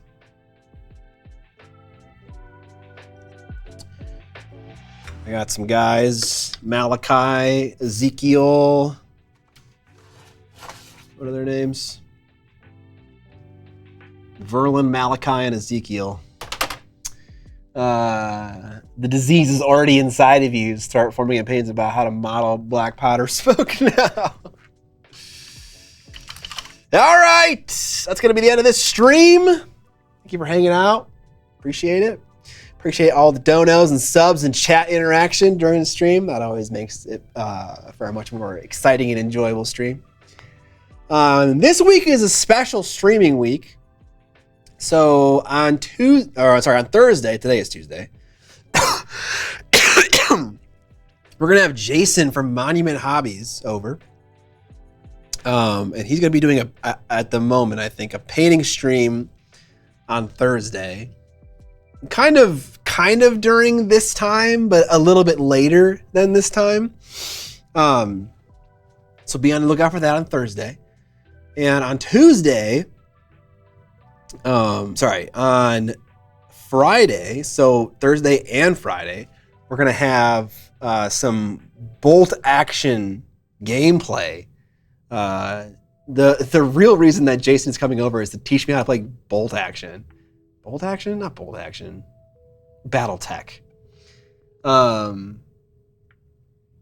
thought you named all your soldier Necromunds. I could do that too. Not bolt action. Battletech. So Thursday, Friday is going to be more hot streaming action coming to this location, twitch.tv/Miniac. So be on the lookout for that, y'all. Good luck in the underhalf, Scott. Thank you. I'm betting all my channel points against Dan and Spirits tonight.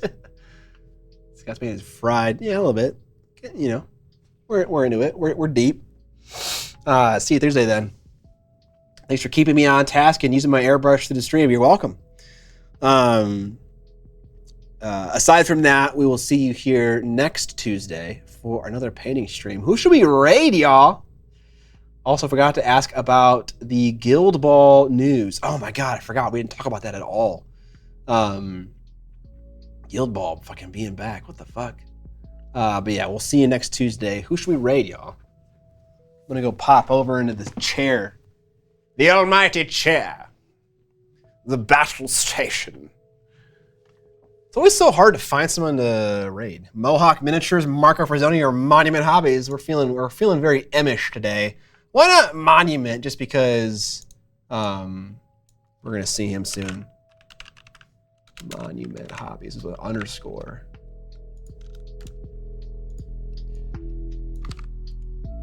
All right, I'm gonna send you guys over to Monument Hobbies, Jason. Give him some love when you're there. All right, guys. See you later. Have a great day.